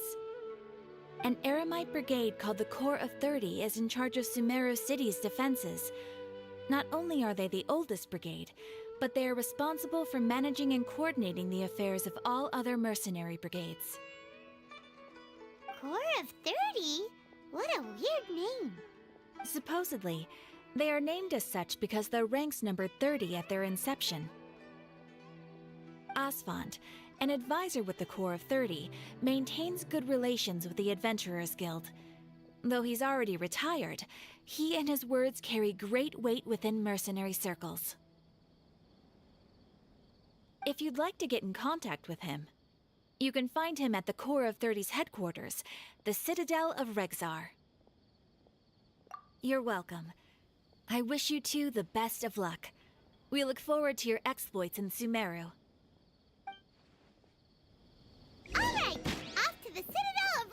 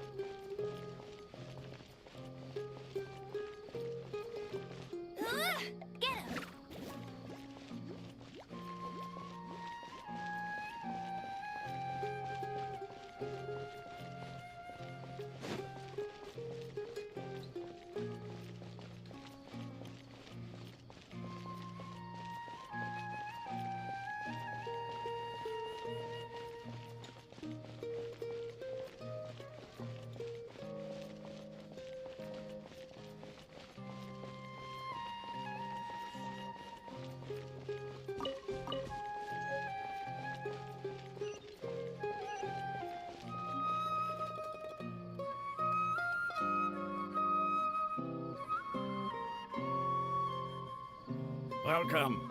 The Adventurers Guild told me to expect you to.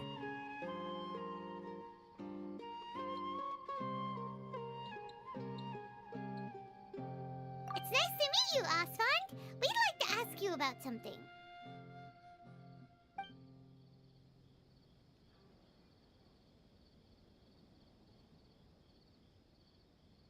I see. So, Catherine's the one who sent you this way.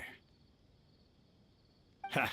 It's true that the Eremites' network is vast, but even I can't help you meet the Dendro Archon. Wait, seriously? That's it? Afraid so. The Eremites aren't terribly religious, so we don't know much about divinities. As far as the Akasha goes, we can access even less than you. We originally came from the desert. The gods there died off long ago. Since those days, we've used our own two hands to carve out a living. We don't beg gods for their aid.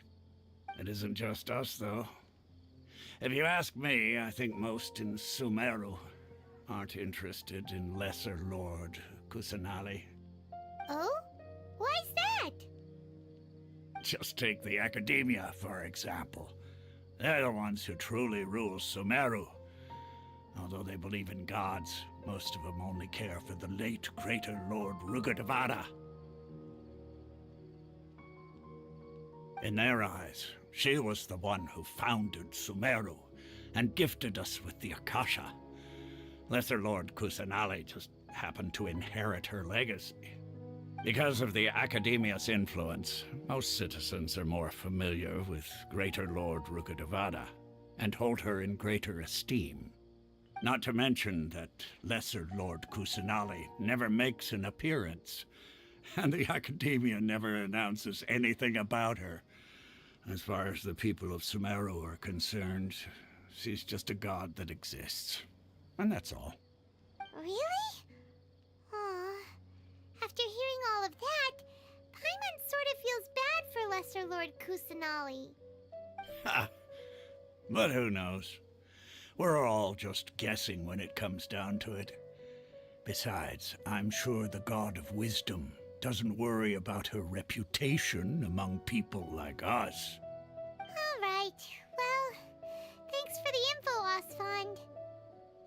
Osfond. No problem. Always happy to help out the Adventurers Guild.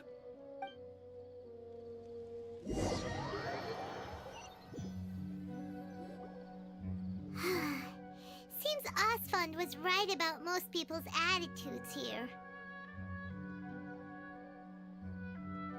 Not only are they not interested in the Dendro Archon, they even say stuff like, if the Akasha doesn't think I should know, then I don't need to know about it. We've been asking for information non-stop ever since we got to Sumeru. But the harder we try, the more helpless everything seems. Isn't there at least one person in this entire city who cares about Lesser Lord Kusanali? Oh, you two are interested in Lesser Lord Kusanali? Huh? Who are you? From the sound of it, you two are Outlanders who recently arrived here. You've been asking around for information on Lesser Lord Kusanali, right? Oh, I'm sorry. I forgot to introduce myself. I'm Dunyarzad, one of Lesser Lord Kusanali's faithful followers. Whoa, really? Then do you know how we can meet with her? I'm afraid I can't help you with that. But your conversation earlier did happen to remind me of a legend about the Dendro Archon. Sure. It goes like this. Long, long ago, there was a man who heard a prophecy. It predicted that a great calamity was about to befall him. Panicked by what he heard, the man sought out the Dendro Archon in hopes that she would bless him with the wisdom to help him escape his predicament. The man journeyed across deserts and through rainforests and experienced tribulations of every kind. However, he still couldn't find any trace of the Dendro Archon. In despair, he thought, alas, the Archon has abandoned me. He then had no choice but to sorrowfully resign to his fate. Okay, and then what happened? And then, the calamity came. But to his own surprise, the man felt somehow emboldened by the trials of his journey. By relying on his own strength, he managed to overcome the adversity. At that moment, a bird perched upon his shoulder. This bird was, in fact, an avatar of the Dendro Archon. She said, "O Archon Seeker, do you now understand? She and her wisdom have long been found by you. Along your journey, we were in every flower and blade of grass, every ray of sparkling sun, and every breath of dancing wind. So long as you continue to think and ponder, we'll be wherever you go." Yeah, thanks for the story! Paimon feels all warm and fuzzy inside after that. In a way. It seems like this story is also one of the Dendro Archon's avatars. Dunyarzad, since you worship Lesser Lord Kusanali, can you tell us anything else about her? Of course. So did you two know that, I'm terribly sorry, but it seems something's come up now. Let's chat another day.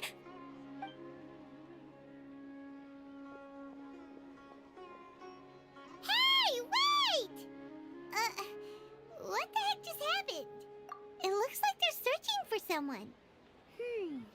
Dunyarzad was acting super nervous just now. You think they're looking for her? This stinks! We finally managed to find a lead about Lesser Lord Kusanali! We can't let them get in the way now. Let's see if we can get rid of them. Then we can catch up with Dunyarzad. Hey, have you two seen a brown-haired girl wearing a purple top and a long blue dress? We're looking for her. Did she have bandages wrapped around her wrists? Yes, that's her. Did you see which direction she went? Yeah, she went that way. Quick, after her!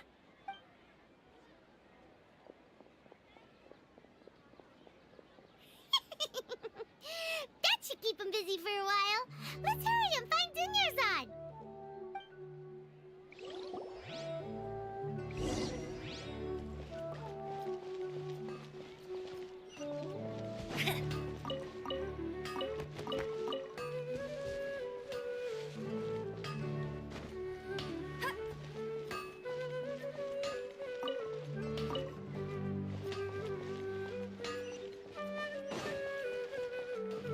Bet you can't keep up with me.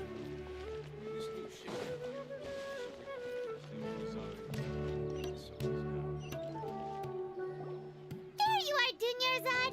We thought you might have been long gone by now. Oh, it's you two. Oh, you startled me there. You can relax now.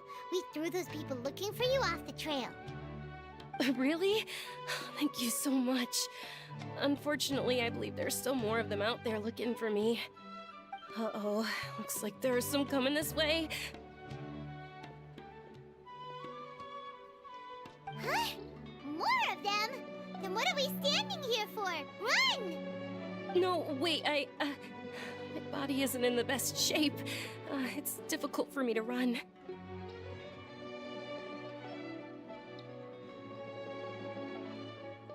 Okay, sounds good. There's a tavern on the other side of the port we can go to. They probably wouldn't expect me to hide in a place like that. All right, let's move out. Stay behind us. We'll keep an eye out for anyone looking for you.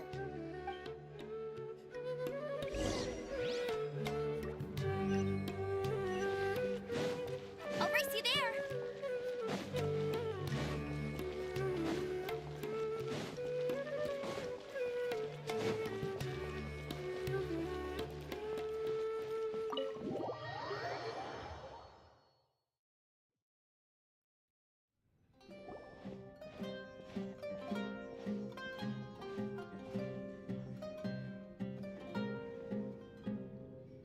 We made it. Oh, they shouldn't be able to find us now. Wait, stand down, Dia.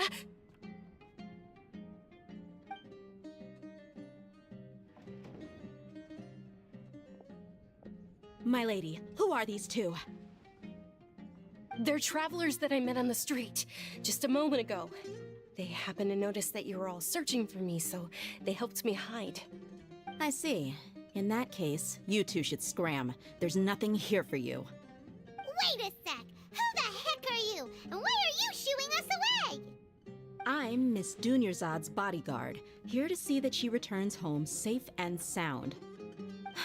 My lady, let's get going. You've been gone for so long that your parents are worrying themselves sick. And if I refuse to go with you?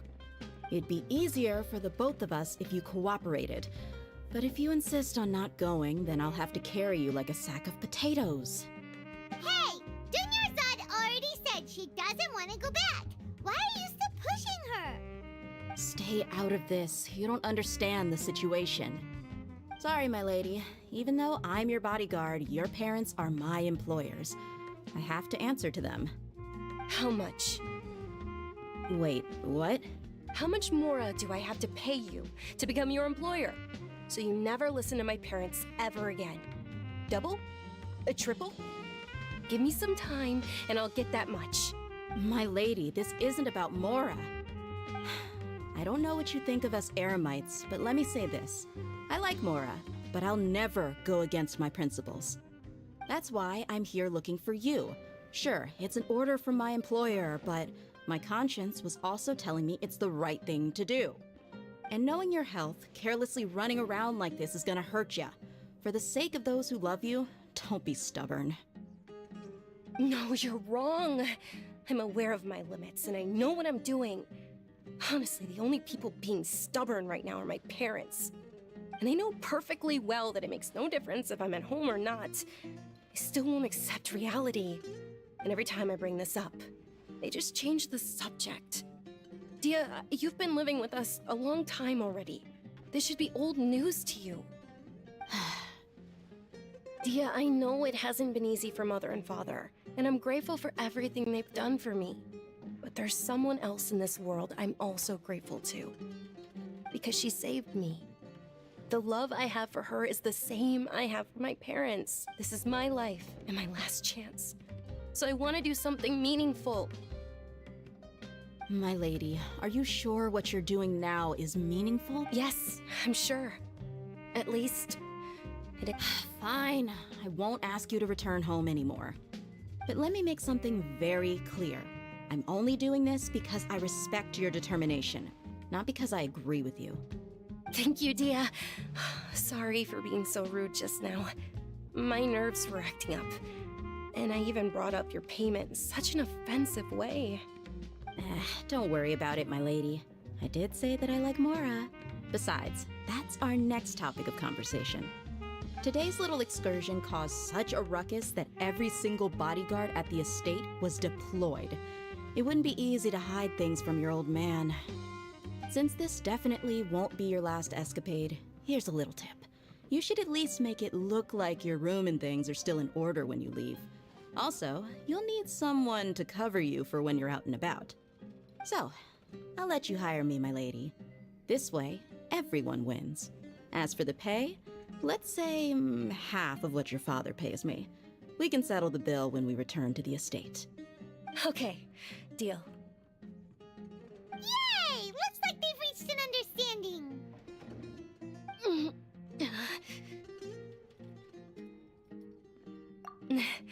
I'm fine, really. I just feel a little tired now that things have calmed down. My lady, stop trying to look tough. We're already in a tavern, so let's rest up and grab some I'm sorry for worrying you two. If you don't mind, I'd like for you to join us. Sure! After you rest up, we want to hear more about Lesser Lord...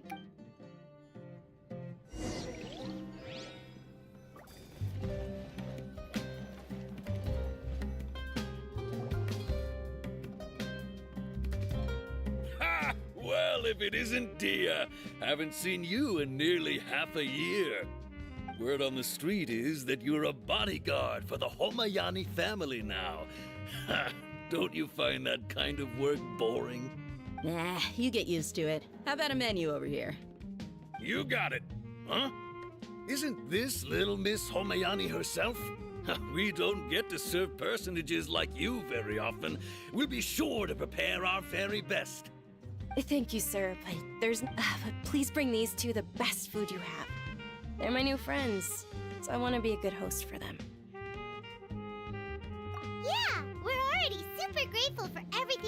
told us about Lesser Lord Kusanali. How about our charcoal-baked Agelena cakes? They're our signature snack, and they run cheap. Look, other customers over there are eating some now.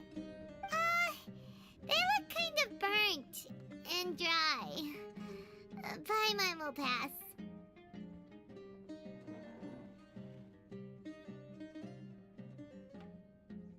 Hey, come on! Paimon has personal preferences too, you know.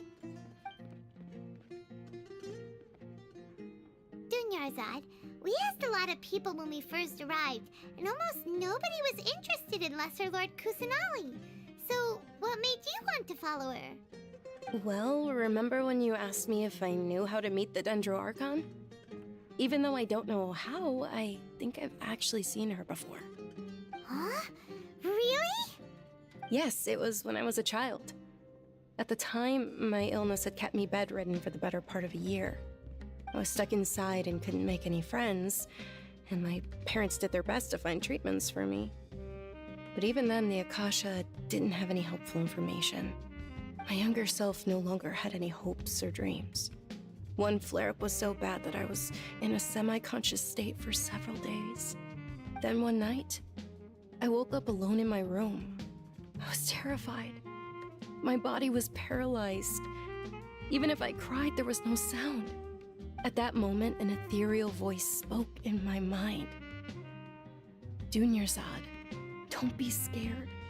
You don't have to cry. Dunyarzad, don't be scared. You don't have to cry. Who are you? How do you know my name? How do I explain this? You might not be able to understand, but actually, I know everything about you.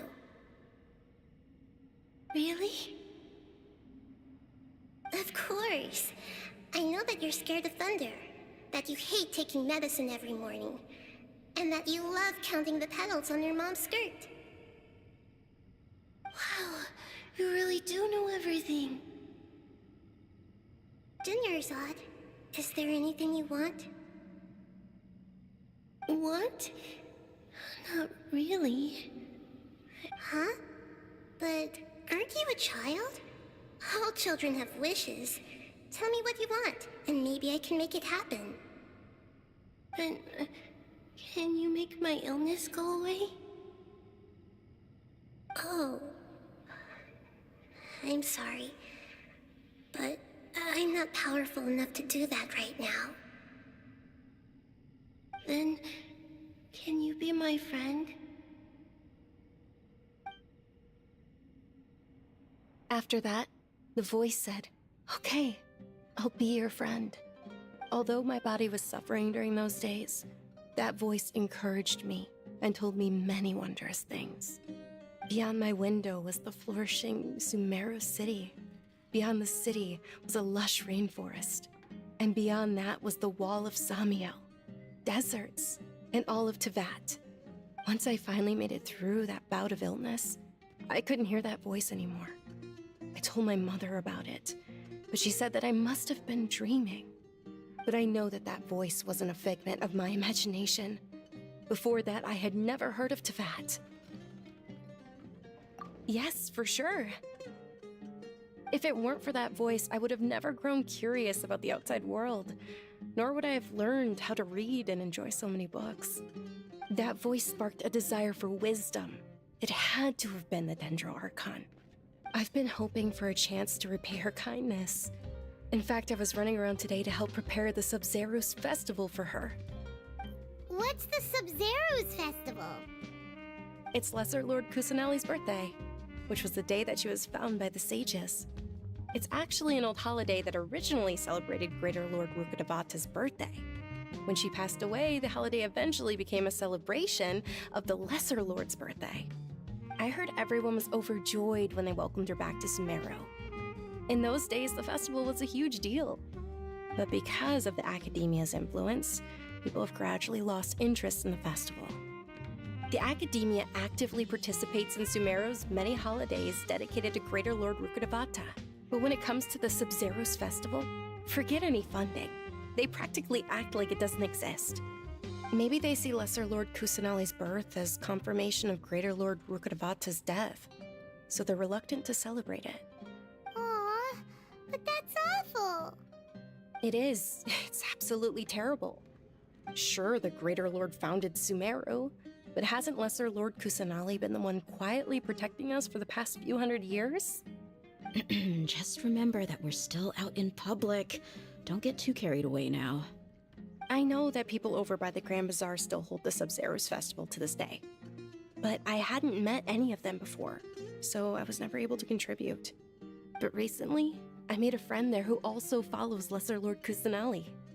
I gave her my savings because I want her to throw a wonderful festival this year. That's the least I could do for Lesser Lord Kusanali. Hold on, my lady, does this friend happen to be Nilu, the one who sends flowers to the estate? Yes, that's her. I saw her leaving the other day with a nervous look on her face. It seemed like she was hiding something in her arms. Did you give her something? Yes. Initially, I didn't have much Mora prepared, so I had Nilu sell one of my skirts. I've agreed with Nilu to meet up at the Grand Bazaar today, and see how things are coming along. Dia, would you accompany me? Sure. That's quite the trip, though. I'll carry you. No, that would be too much, even for you. You might as well just accept the lift. If I let you walk, who knows how long it'll take us. And if anything happens to you, then I'd really never hear the end of it from your father. But of course. Nilu will be thrilled to hear there are more people interested in Lesser Lord Kusanali.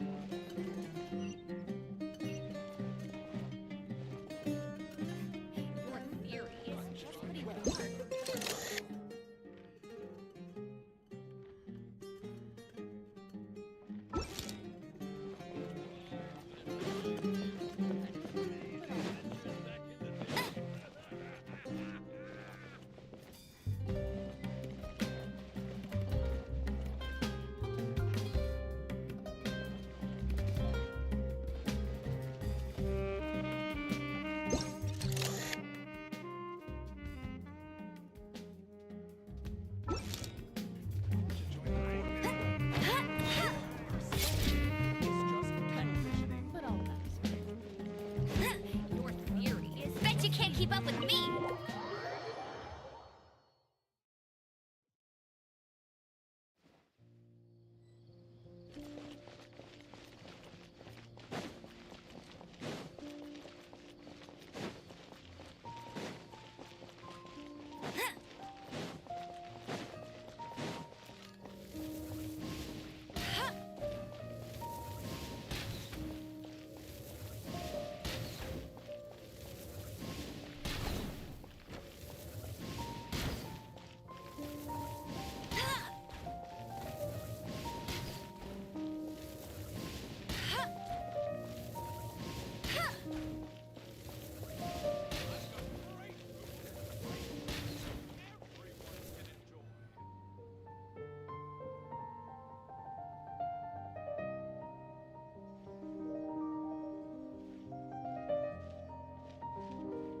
Sorry I'm late, Nilu. Oh, Dunyarzad. It was taking you so long that I assumed you got trapped at home, but you made it in the end. Uh-oh. But if Dia's here, that means you got caught, right? You could say that, but everything worked out. She's on her... Not completely. Oh, and who are these two? Oh, meet the Traveler and Paimon. my two newest friends. They're visitors who just arrived at Sumeru City and are looking for information on Lesser Lord Kusanali. So you're followers from another land? That's wonderful. You two absolutely mustn't miss the Sabzeruz festival. By the way, Dunyarzad, we've already started decorating the Grand Bazaar.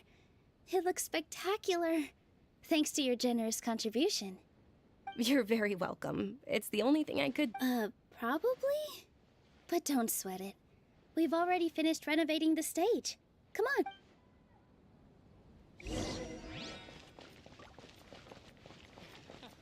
In my opinion, Jutes is the best stall in the whole bazaar. Wow! This place is amazing! Not bad. Last time I was here, the stairs were full of holes. The stairs were nothing. A little while ago, we discovered that the tree above the stage had a huge chunk of bark ready to fall off. Mr. Zubair was worried sick.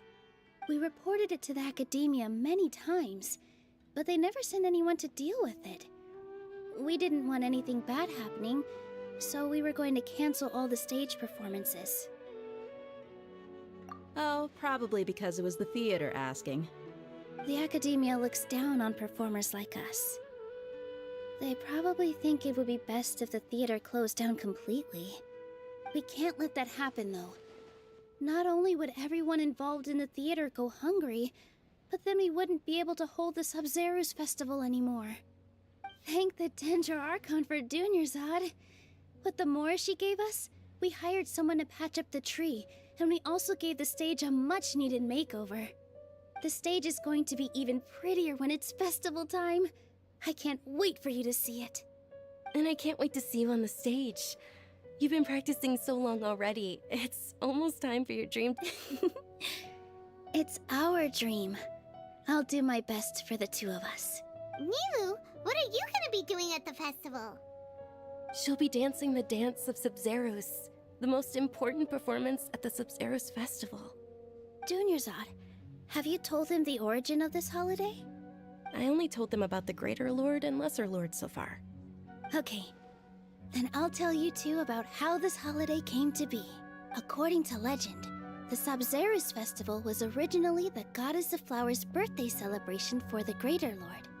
A long, long time ago, on one of Greater Lord Rukkhadevata's birthdays, her friends threw her a celebratory banquet. Some of the gods got drunk. One started playing music, and the Greater Lord started singing, so the Goddess of Flowers began to dance. As she danced upon the grass, countless beautiful padisaras began to bloom wherever she stepped. Those brilliant purple flowers became her dazzling stage. All the gods clamored, "Oh, if only time could stop at this very moment."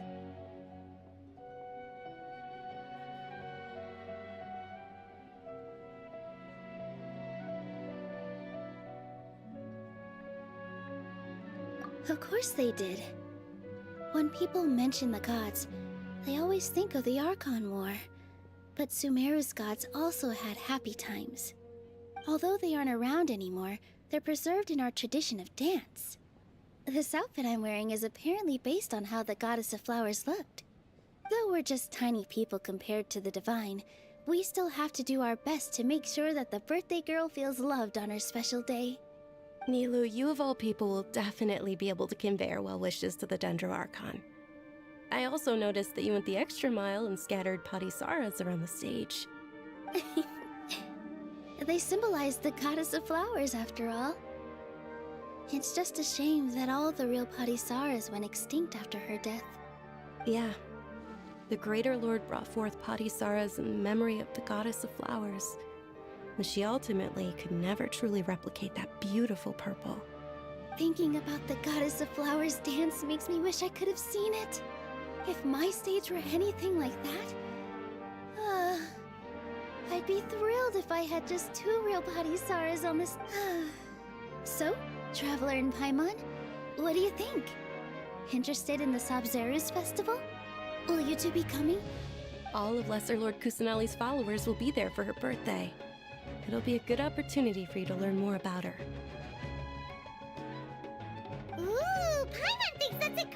idea!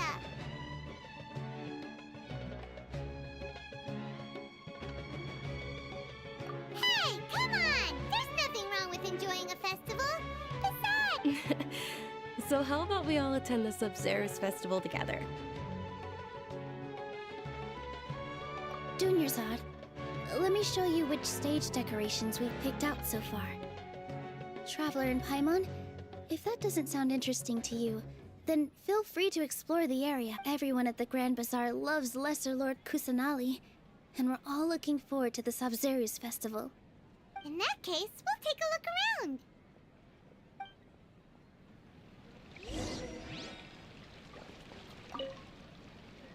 Whoa!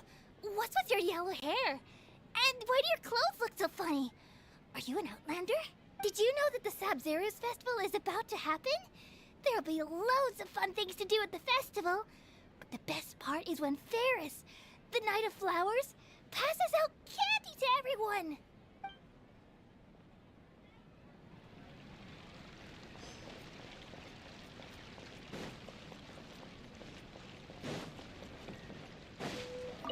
Nilu, your outfit looks amazing. I thought I'd add a little extra pizzazz to my dress for the festival. See? Wow, did you sew all that yourself? Uh-huh. Sewing is a fundamental skill for everyone in the theater company because we make all our own costumes. Did you know that Mr. Zubair not only can make costumes, but props too? I've noticed that you can't keep your eyes off this crown. Would you like to try it on? May I? Of course. The legends say that the Goddess of Flowers had beautiful horns on her head, so this crown was made to reflect that. Dunyarzad, you look absolutely stunning with it on. It's like I'm looking at the Goddess of Flowers herself.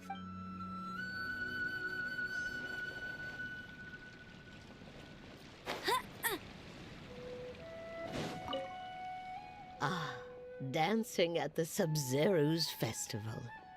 You know, I also danced when I was younger.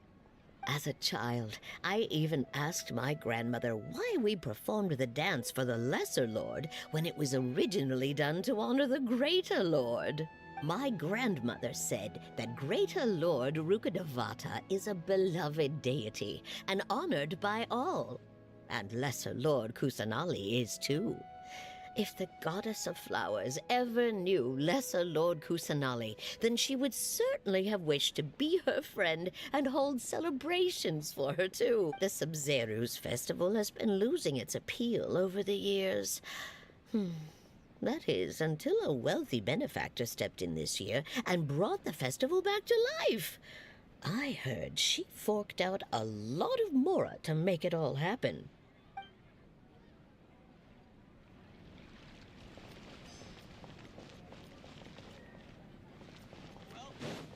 In my opinion, Jutes is the best stall in the whole bazaar. Huh. Revamping the stage for the festival couldn't have been easy, that's for sure. I bet this year's festival will be one to remember. I don't know much about the Grand Bazaar, but I do know that the residents here have a penchant for song and dance. Two things that the academia doesn't particularly approve of. Oh, and the perfume sold around here is a lot better than what you'll find elsewhere. The fragrances are longer lasting and they're gentler on your skin and... I mean, that's what I've heard at least.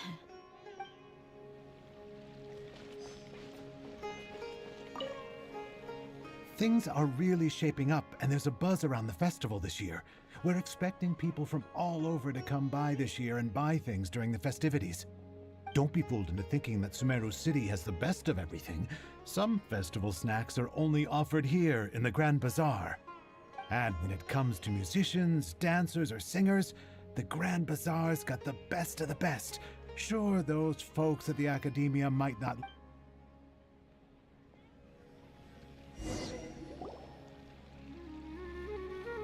Hey! Is that who Paimon thinks it is? It looks like... Catherine!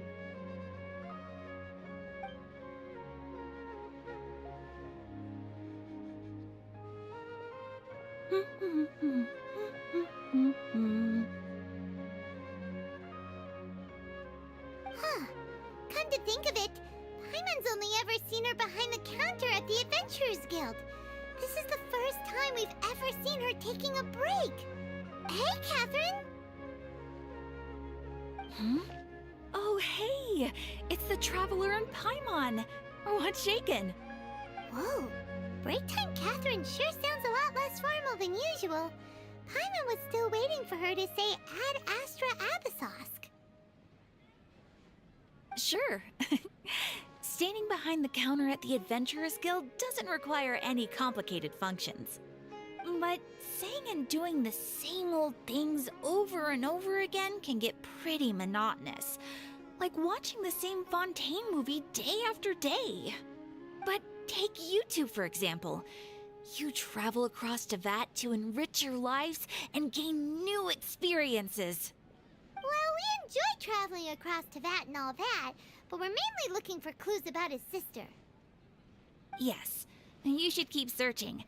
Sometimes the answers we're looking for aren't necessarily at our intended destination. Instead, they're found along the way. Huh. Haven't we heard someone say something pretty similar recently? Anyways, what brings you out here, Catherine? No, not particularly. I guess you could say that I'm loving the recent atmosphere here. If festivals bring happiness to everyone, then that's where their true value lies. Oh, it looks like it's about time for me to be heading back now. Alright, we'll see you next time at the Adventurers Guild. Oh, by the way, thanks for connecting us with the Eremites. We've already made some great friends in Sumeru City thanks to you. I'm sure you two will get along well with the people here. You've already been blessed by the element of Dendro after all. See you around.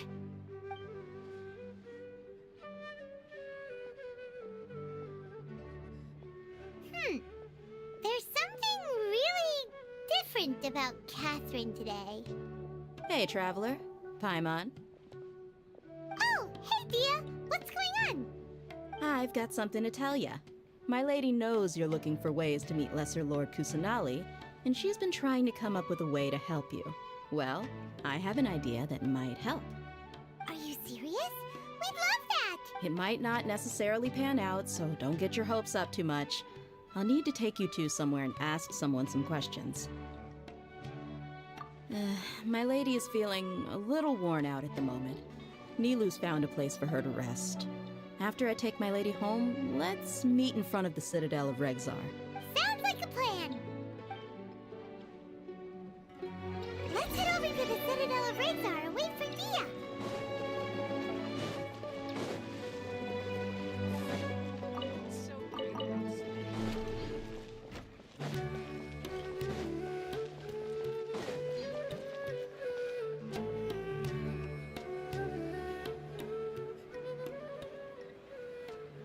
Sorry, I'm late.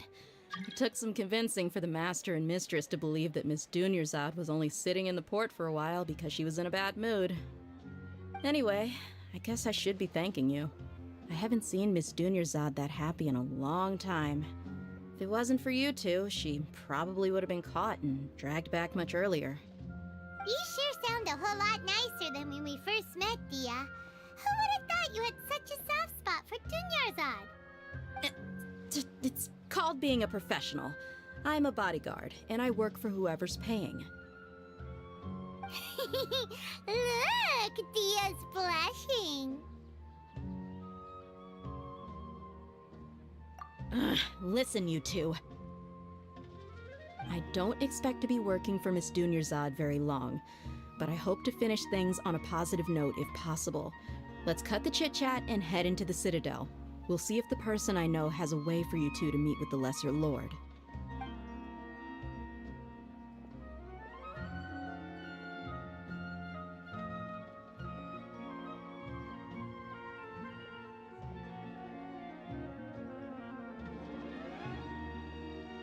Oh, hey, Chief.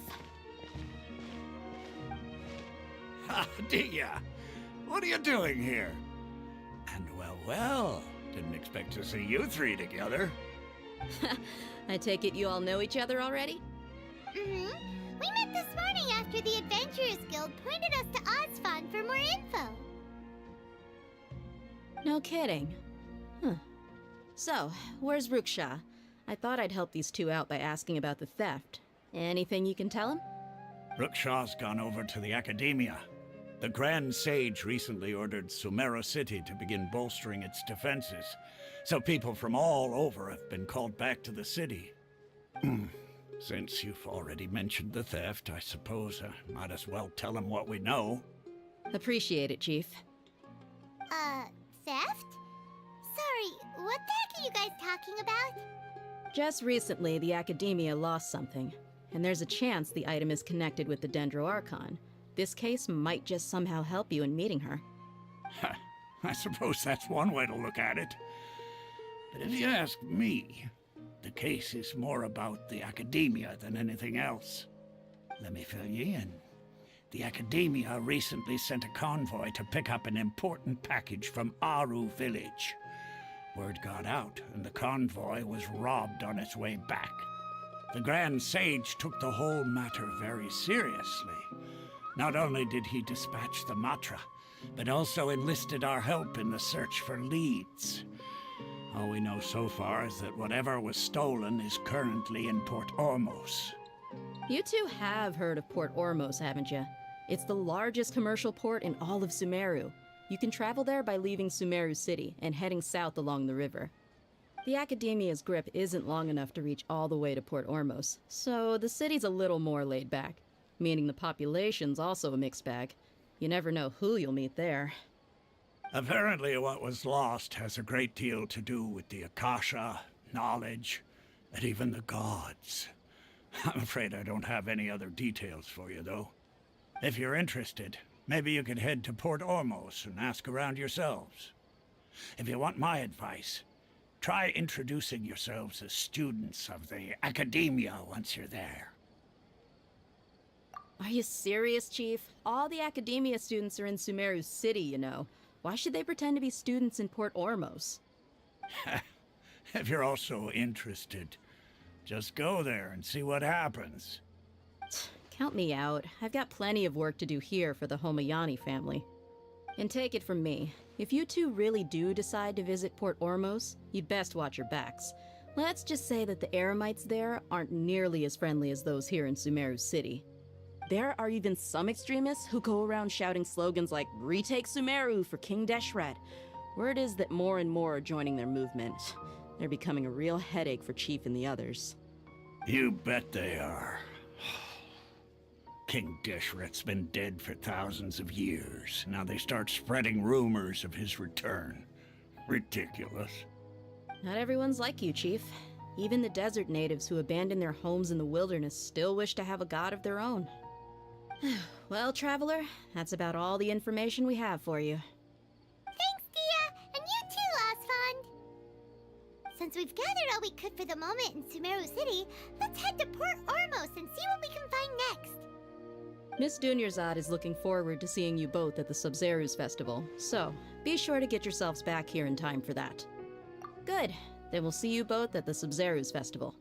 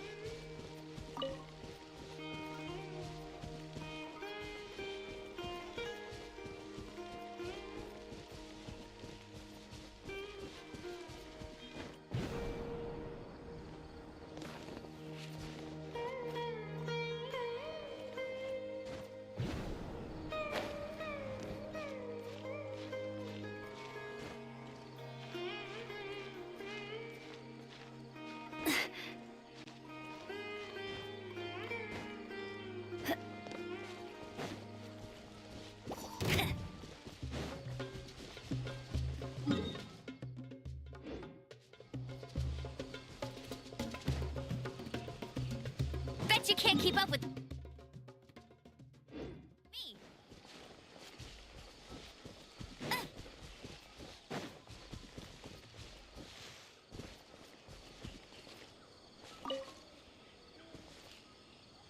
Get ready for the gliding champion of Mondstadt.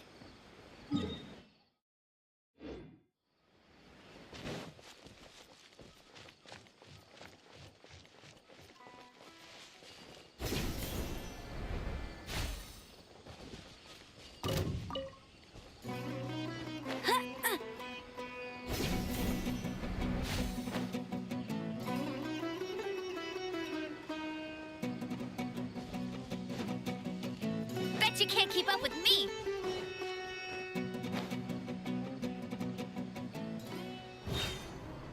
I'll race you there.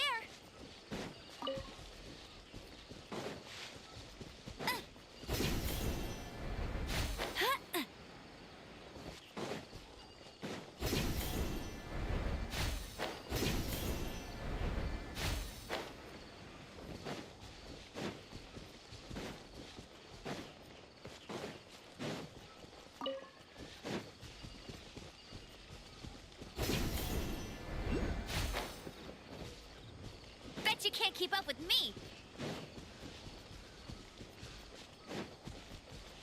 I'll race you there. Just following orders. A new punching bag.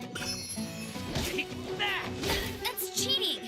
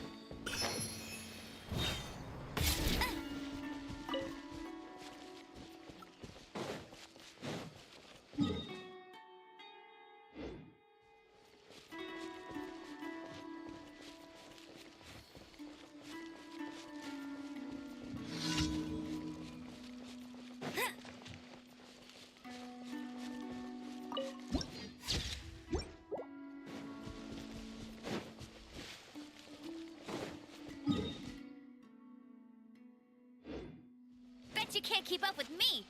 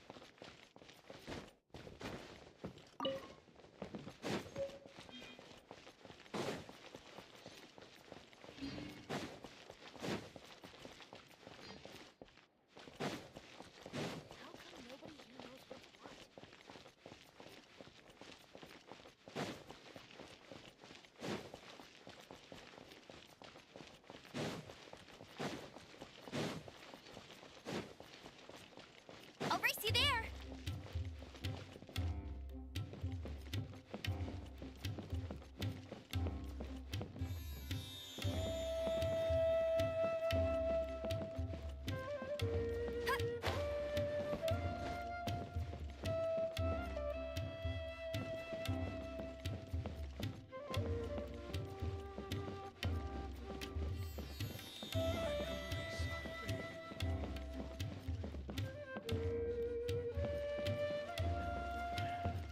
old fogey.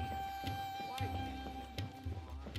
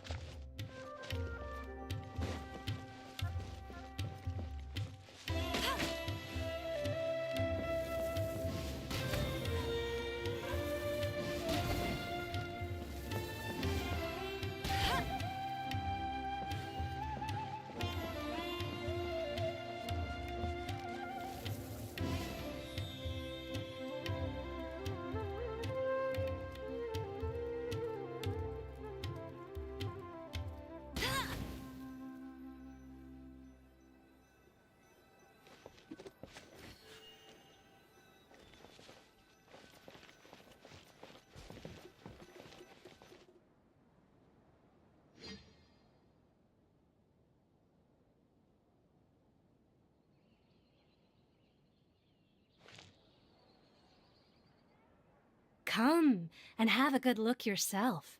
Traditional spices of the highest quality, made with pride and experience. You've got a deal. I can't thank you enough for always looking after my business. Believe me, I'm not making this up. Several Eremite mercenary groups are nearly in open conflict, but does the core of 30 care? And that's not all. Did you know that... Wow! Talk about hurly-burly! This place is busy! Guess that's only to be expected for the largest port in Sumeru. Maybe it's because of what Dia told us earlier, but Paimon can't seem to shake the feeling that there's also danger lurking in these crowds. Ooh. Let's get our bearings so we can start looking for leads. We know that whatever the Academia lost is related to the gods. But other than that, we don't have much else to go on. Osvan told us to try posing as Academia students while asking around. Paimon checked the Akasha on the way here, and the Academia doesn't seem to have any research facilities in Port Ormos. Paimon doesn't get it. Won't we look even more suspicious going around saying we're Academia students and asking about the stolen item? Well, given all the people that come through here every day, if there's any information to be found, Paimon bets we could find it in the market. Let's ask around and see what we come up with.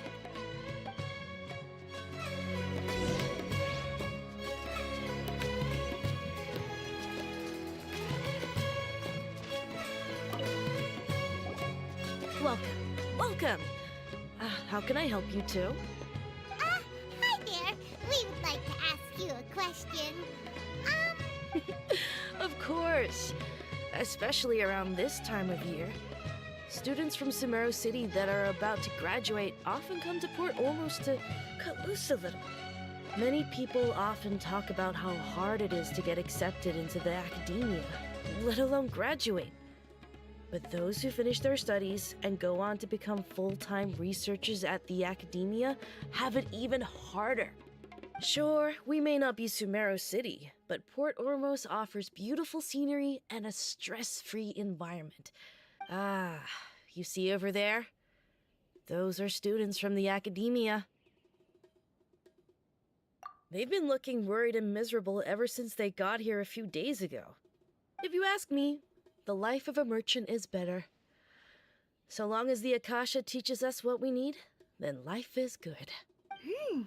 those students seem to be discussing something. Let's see if we can listen in.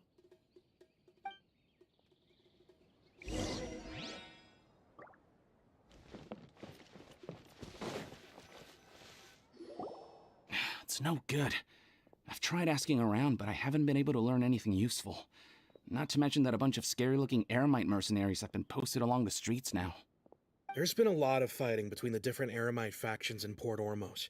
If we choose to move on our own, then it would be wise to steer clear of them. Especially the group that's constantly shouting some stuff about King Deshret and some resurrection. I've even heard that the Citadel of Regzar is starting to get fed up with them. What was that group called again? Ein something or other? They're called Ein El Akhmar. Today, I heard that the thing we're after might be in their possession at the moment. Wait, come again?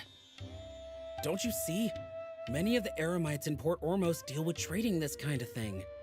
They're usually pretty wary of outsiders, but not so with students of the academia. It's because the kind of goods that students are looking for aren't the kind of goods that Eremites are after. As long as they know you're a student, then deals can be made. I've heard that Ein El Hakmar likes to set up shop at the Jafar Tavern. Supposedly, if you're willing to part with 500,000 mora, they'll give you info on anything. Wait, did you say 500,000? If information alone costs that much, then how could we ever afford to buy what we're looking for? I guess we might as well give up on trying to graduate this way. I wouldn't worry too much. Our field of research is very niche. Who else could possibly be after that kind of shady knowledge? I bet it's practically worthless to anyone aside from us. Well, I guess that makes sense. Then the only thing left for us now is to find a way in. Why don't we all just pool our money together and pay for the information? Whoa! Did you hear that? A niche field of research? And so, what's our plan? Wait! Didn't you hear what they just said? Buying information is going to cost us 500,000 mora! Have you lost your mind?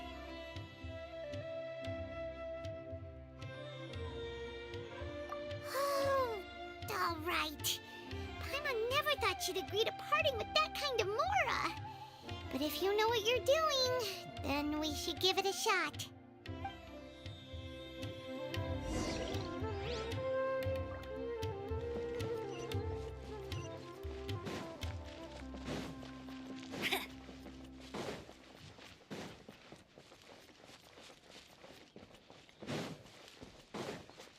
Bet you can't keep up with me.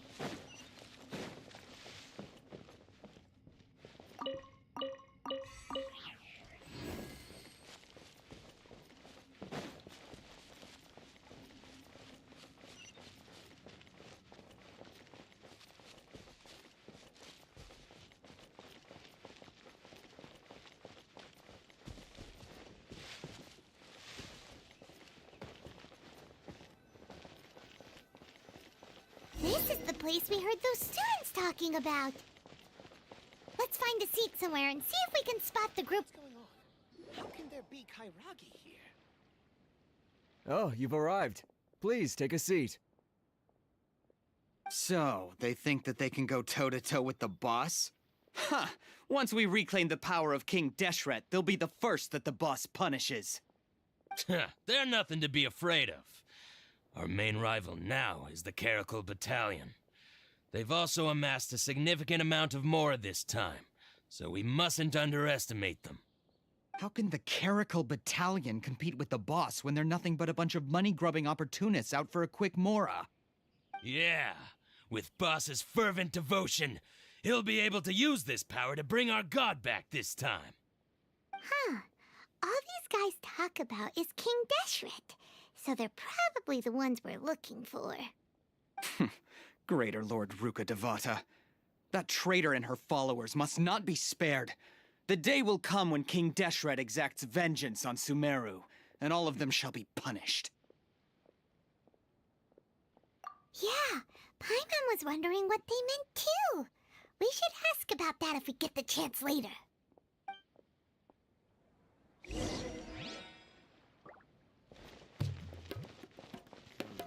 Should I adjust the shipping schedule?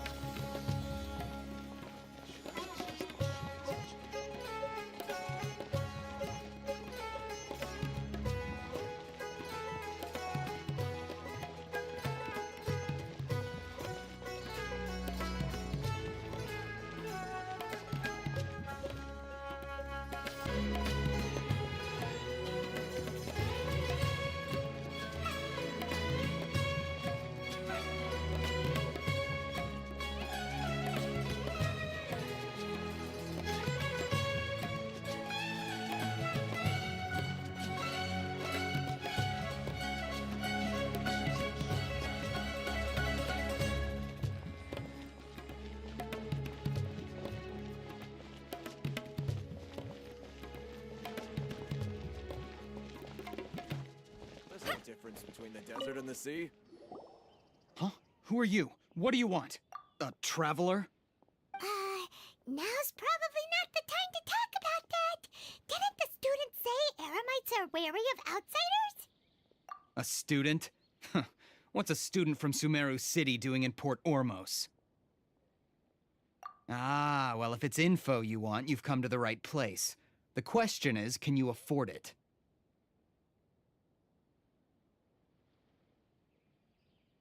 Huh? What is this, some kind of joke? Oh! Sorry. He must have grabbed the wrong amount.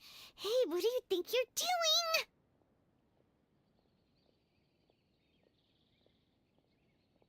Oh, Paimon can't stand to see so much Mora go. But there's no other choice, right? Here, this is the merchant's address. Whatever you're looking for, you'll find it there. Hmm? Well, what are you waiting for?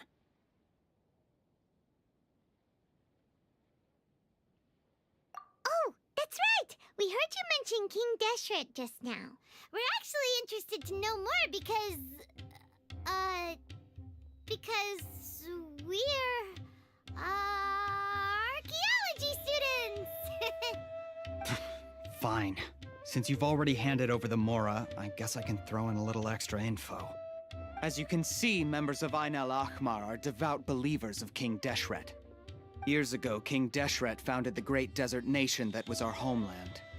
It was an advanced civilization, far beyond anything you'll see in present-day Sumeru. King Deshret was the rightful god of wisdom, but he was betrayed by a companion he trusted. She even stripped him of his title, God of Wisdom. So, you mean the traitor was... Greater Lord Rukkhadevata, yes. That shameless wretch destroyed King Deshret's civilization, and our ancestors were forced to flee to this land where we were made to suffer the tyranny of our enemies. Furthermore, she conspired with the Academia to cover up the truth of her actions, and create the merciful and benevolent facade for which she is now known. Ugh, just thinking about it sickens me. But the story doesn't end there, oh no. King Deshret isn't truly dead. The voice of the Oracle has been heard in the desert, prophesying his resurrection. Mark my words, our god shall return. And when that day comes, all followers of the traitor and all the desert dwellers who have forgotten their true god will suffer retribution together. If what I'm saying makes you shiver with fear, it might not be too late for you to become a believer of King Deshret. I don't have anything to say to you Academia people about that. I think this conversation has reached its end. Not just yet. This man is a fraud. Huh? You again? Deranged Academia lunatic. Yes, it's me again. I already warned you that if you weren't willing to sit and discuss things with me, I'd take measures to make things uncomfortable for you. Listen to me. That address he gave you is fake. Or at least, you won't find a merchant waiting for you there. This group has been boasting all around that they can provide information on a certain item as a means of luring people into their territory. Once you show up, they keep up the act until they have hard evidence that you want to purchase said item. Then they use that to squeeze you for all the Mora you're worth. Hey! Shut it, Alhaitham! What are you playing at, trying to ruin our business like this, hmm? I told you the other day.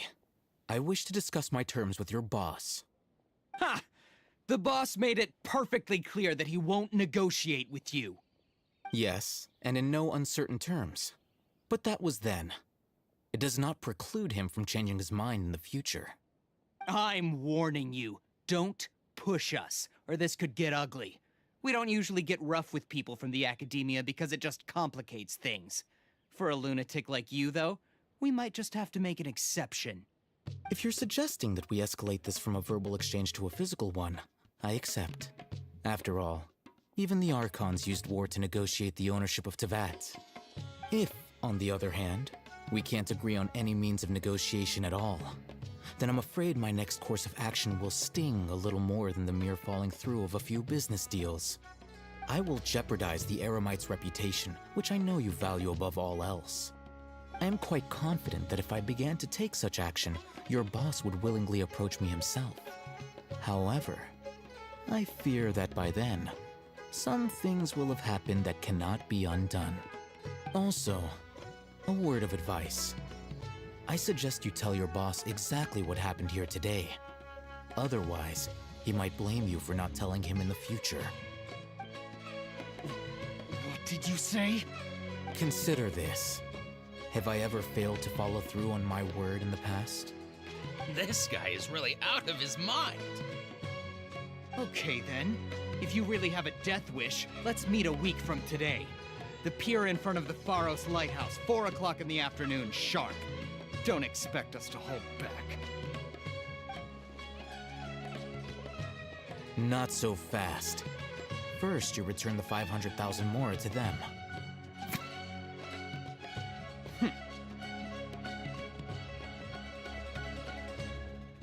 Please, I beg you, don't provoke them. We can't afford any trouble with this crowd. They haven't even paid for their food yet. Ah, Mr. Iman. There appears to be fewer staff in the restaurant recently. This wouldn't happen to be because they're all busy spreading the word to the students, would it? Well... Someone who chooses to do business with a group like that really can't afford to get so flustered the instant someone confronts them about it. Consider the meal compensation for our silence. I'd say you're getting an excellent deal. Whoa, did you see that? He not only got us our Mora back, but sent the Emirites running too! Plus, he seems to know a lot about what's going on around here. Let's catch up with him and ask some questions! He went that way! After him!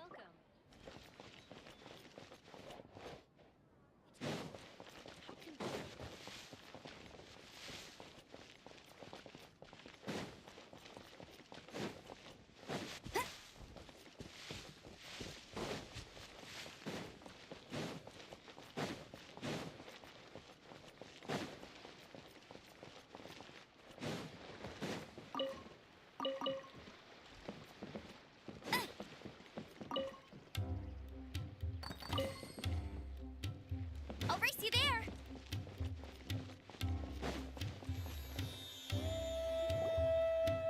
Wait up! It's Al-Haytham, right? What do you want? No need for thanks.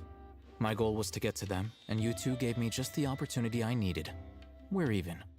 Oh, I advise you to keep your distance from them.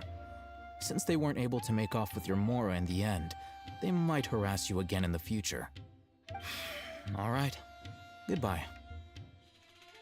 Hold your horses! We still have something to ask you about! Since you tore through their scam right in front of them, you must know the real story about certain something, no? Who exactly are you two? And why are you inquiring about that? A student. Right. Look, you should know that those thugs conducting business with you had nothing to do with your lie.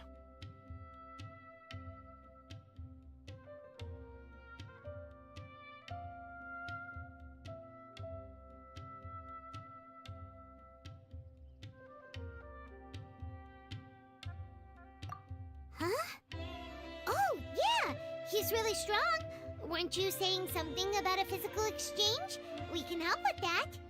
He doesn't even have a vision. Forget it. Maybe not, but he can still use elemental energy. Otherwise, there's no way we'd go asking for info from from guys like that. Those high-headed thugs are definitely gonna bring a lot of backup for your next meeting. Even if you don't go alone, you won't regret taking us with you.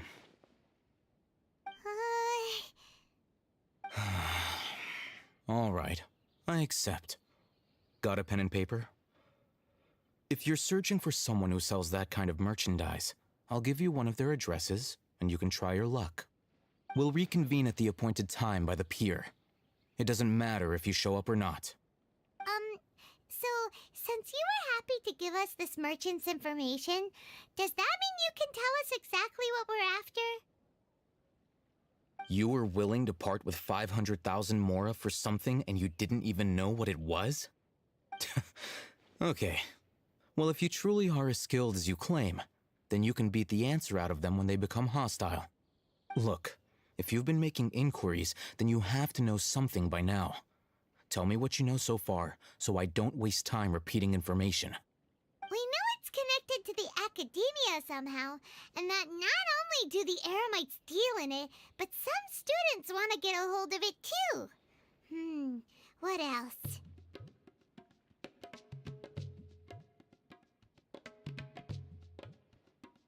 You know almost everything there is to know, but you're unable to compile this information because you've never seen the object before. This is what you've been looking for. Huh? Paimon can't tell what it is. It looks like some kind of ornament. This is a knowledge capsule. To put it simply, it's a vessel that can store a fixed quantity of canned knowledge. It's like a miniature Akasha. Anyone who links it to their personal Akasha terminal instantly becomes privy to its contents.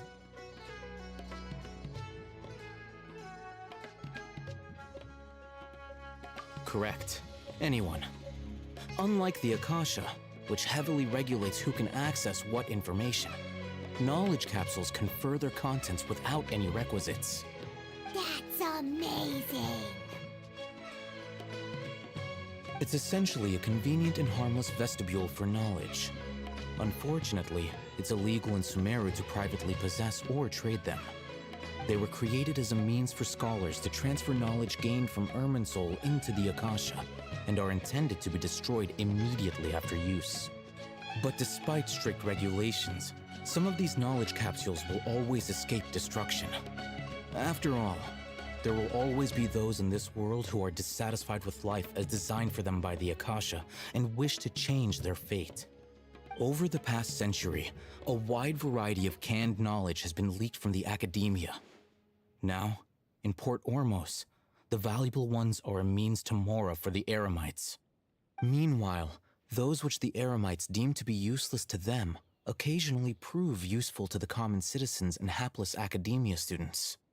Well, I think that about sums it up. Oh, so that's your true objective. With our current arrangement, I don't believe I can offer an answer. You're still resolved. Fine. Let's talk somewhere with fewer people.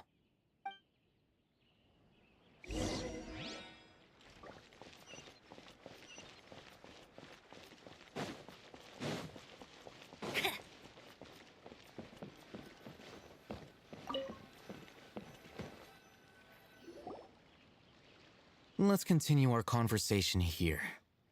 If you wish to learn more about the knowledge capsule that the Academia lost, then you must help me with something. I need you to find someone named Dory, a traveling merchant. Unlike the peddlers who hawk inferior knowledge capsules, she often has quality goods in stock. Some say that as long as there is profit to be made, there is nothing she won't dare to sell. She's guarded against people from the academia because most of her wares don't comply with academia regulations. I think she blacklisted me. I met with her informant, but it soon became clear that they had no intention of letting me get any further. Become one of Dory's customers and earn her trust. This is my condition for further collaboration. Why do you want us to meet with her?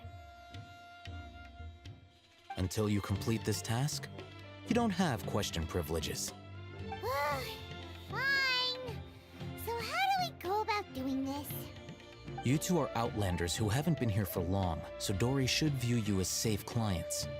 I'll give you the informant's address and their contact password. Beyond the password, though, I have no way of knowing what other tricks she might have up her sleeve. You'll have to improvise. This is kind of nerve-wracking. The true challenge begins after you meet her. She has a keen nose for Mora and a shrewd eye for wares, and she only likes customers who she deems to have good taste. I'll prepare some funds for you. Buy her highest quality wares and earn her approval.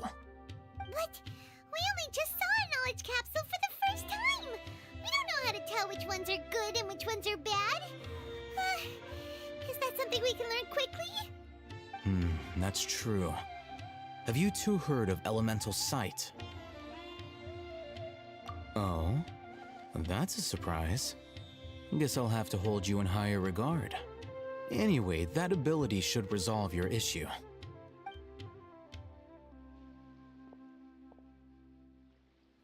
Here are 2 knowledge capsules. Tell me, can you detect any difference in their quality?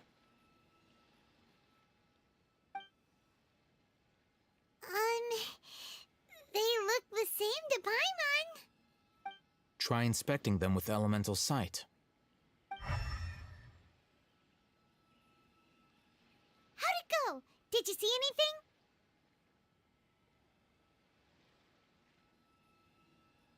Rumor has it that higher quality knowledge capsules generally appear brighter when viewed through elemental sight. That's because knowledge originates from Irminsul, the root of Dendro power itself. The more powerful the knowledge, the richer it is in Dendro energy.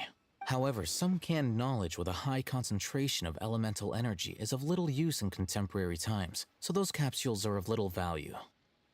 Using elemental sight is merely a stopgap measure, but it should suffice for earning Dory's trust. That sounds pretty impressive. Here's a sheet with the informant's location and contact password, and here is the mora for purchasing canned knowledge. Don't be cheap. You'll need to spend to catch Dory's eye. If there's any mora left over, just keep it. Oh, and be sure to exercise some caution. There have been Matra present in Port Ormos lately. Your efforts will be for naught if they catch you. Matra?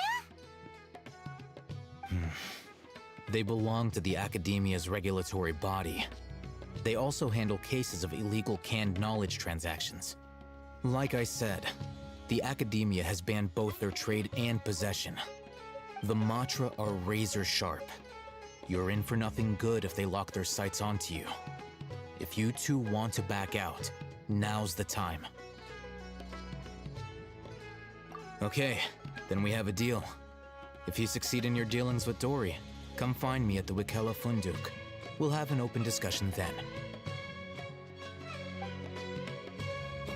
Looking at what Al-Haytham wrote, Dory's informant is a trader near Old Ormos. Let's follow these instructions and try to get in contact with him.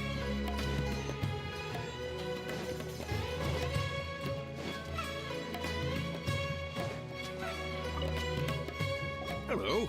What are you two looking to buy? Wait, are you sure you're remembering that right? Hyman doesn't think it was that on the paper. What a unique palate. We have unripe hara fruits, but we usually keep them in the back. I'll have someone escort you. Following the paper got us past the first round. Ronak, these two want to buy unripe hara fruits.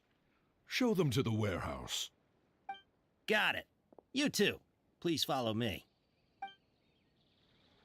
You two have a fascinating fashion sense. We haven't seen a customer wearing a Sumeru rose for quite some time. Hold on. Let me think. Sumeru rose means common merch. No, look again. We're obviously wearing morning flowers. Ah, my mistake. I do apologize. Whew. That pop quiz sure was scary. Ah, the warehouse is up ahead. Please follow me.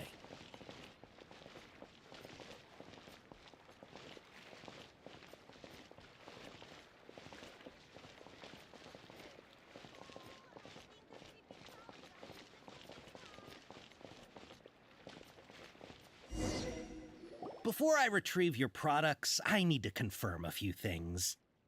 Please forgive me, but we may not have sufficient stock for you today.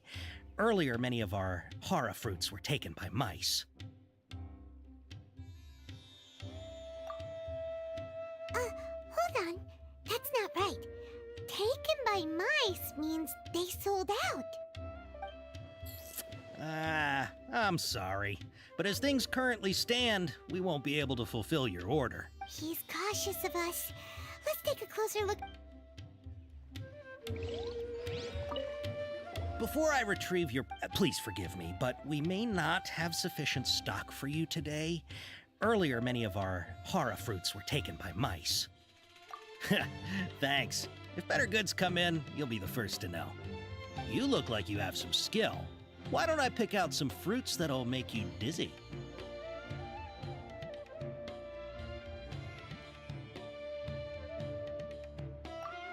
Yep, that's the right answer. But eating hara fruit that makes your head and ears ring sounds like a bad life decision. Would you like your hara fruits to be packaged in the Sumeru City or Port Ormos style? I'm guessing that you're going for a more traditional packaging since this is your first time here. Wait a sec. Sumeru City style means we're only buying a few things. He won't take us to see Dory if we do. I'm sorry. He's cautious of us. Let's take a... Before I retrieve your... please forgive me, but we may not have sufficient stock for you today. Earlier, many of our hara fruits were taken by mice. Thanks. You look like you have some skill. Why don't I pick out some fruits that'll make you dizzy? Yep, that's the right answer. But eating hara fruit that makes your head and ears ring... Would you like your hara fruits to be packaged in the Sumeru City or Port Ormos style? Wow, you two sure are generous customers. We'll be sure to package your Okay. Everything has been confirmed. Miss Dory is waiting for you up at... Shoot! It's the Matra! Run! What? The Matra? Where? I'll hate them said we're done for if they catch us. We gotta get out of here. We don't know this area, so let's follow that informant.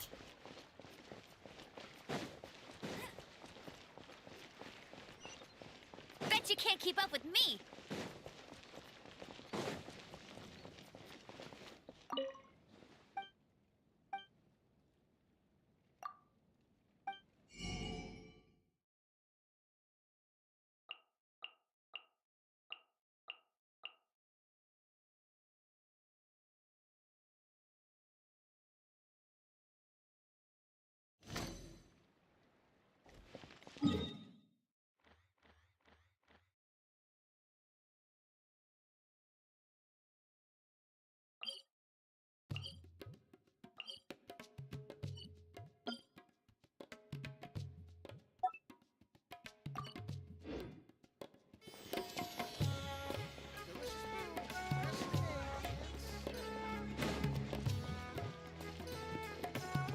I'll race you there.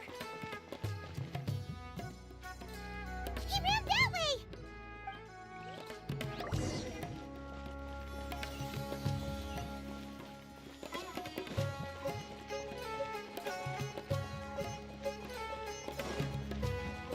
Bet you can't keep up with me. Look, he's over there.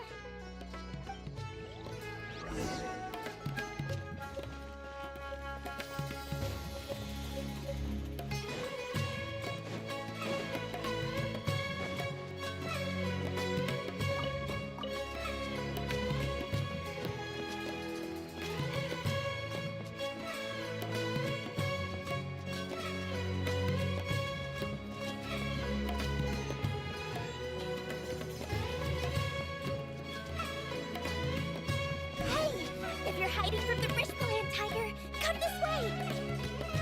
Another password. Huh? Oh, that voice came from behind the building. Here, over here. You can stop running now.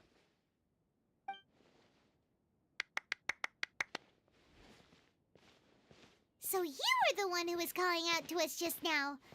But, are we definitely gonna be safe here? These two good customers wish to buy some hara fruit, Miss Dory.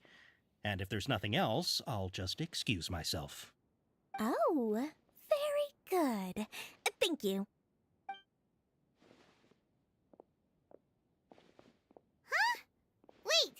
You're Dory? Paimon sure thought you'd look a whole lot scarier.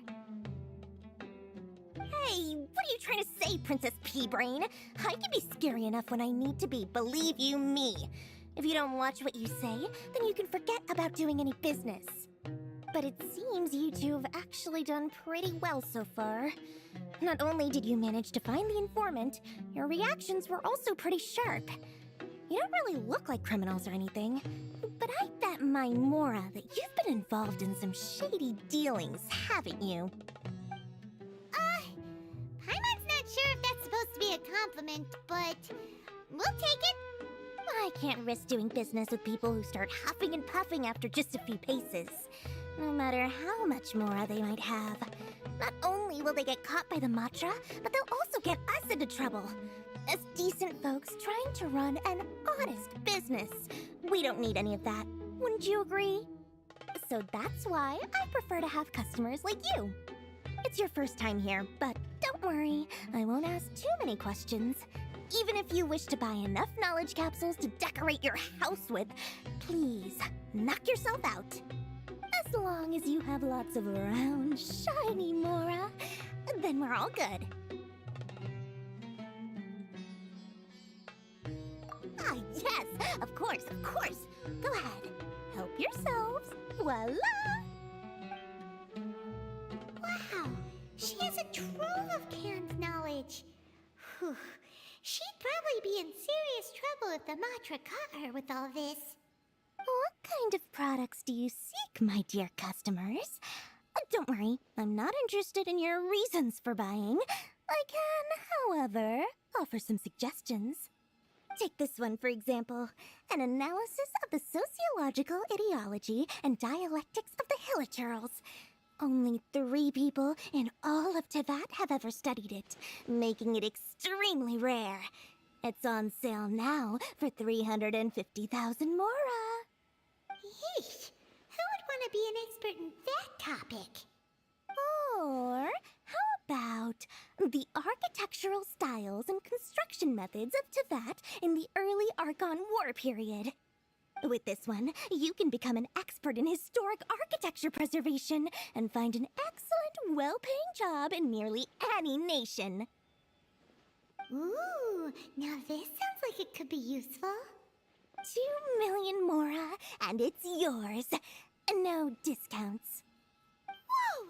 That's a lot of Mora! Of course, you are free to pick whatever your heart's desire. The contents and price of each knowledge capsule are indicated in small text on the body of each one, down at the bottom. Alright, let's try the method that Alhaitham mentioned.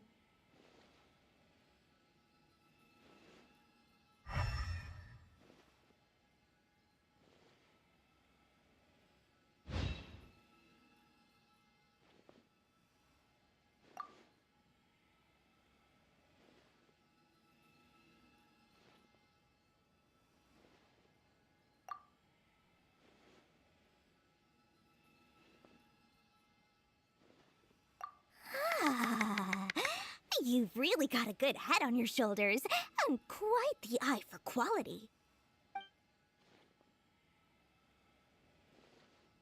We'll take these, please and thank you. My oh my, you are blessed with a taste for both the exquisite and the extravagant. Customers like you are a rare breed. 1 in 100. No, 1 in 1,000 even. Listen, I have a special offer for you two. If you spend just 100,000 more, you can pick any knowledge capsule of your choice up to a value of 1 million Mora. Say what now? Hey, did you hear that? Spend another 100K and we get a capsule worth a whole million!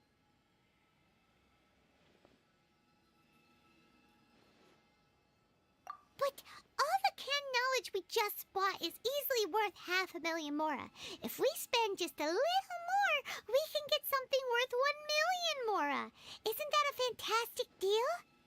Think about it. We've gone to all this trouble to get this canned knowledge. And so far, everything we bought belongs to Alhaitham. Aren't you even the least bit curious about how this whole canned knowledge thing works? We're talking instant knowledge here. Don't you want to try it yourself?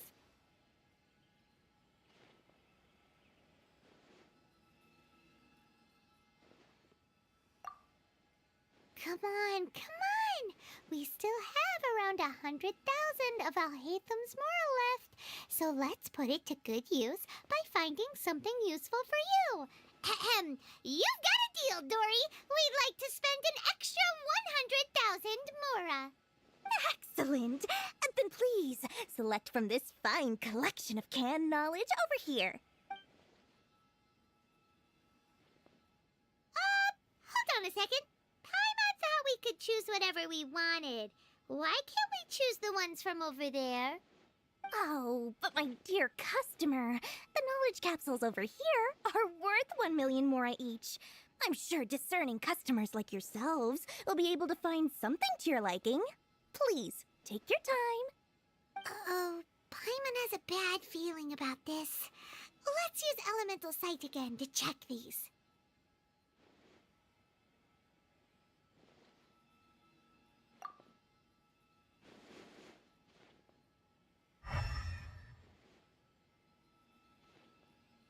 So, what did you see?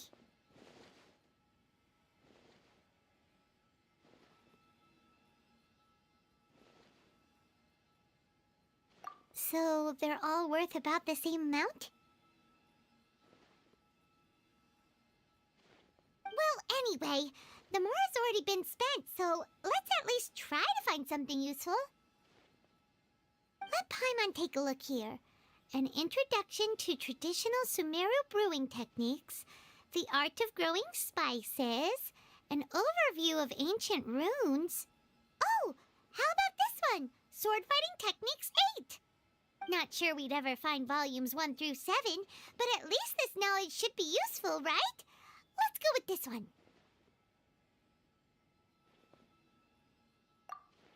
Dory, we'll take this one. All right, very good. I'm expecting some new goods in the next couple days, so be sure to check back again soon. Whether it's canned knowledge or anything else you need, bring your mora to Dory and doors will open. Our dealings with Dory went smoothly enough. Let's head to Wakala Funduk and meet up with Alhaitham. Hopefully now he'll finally tell us about what the Academia lost.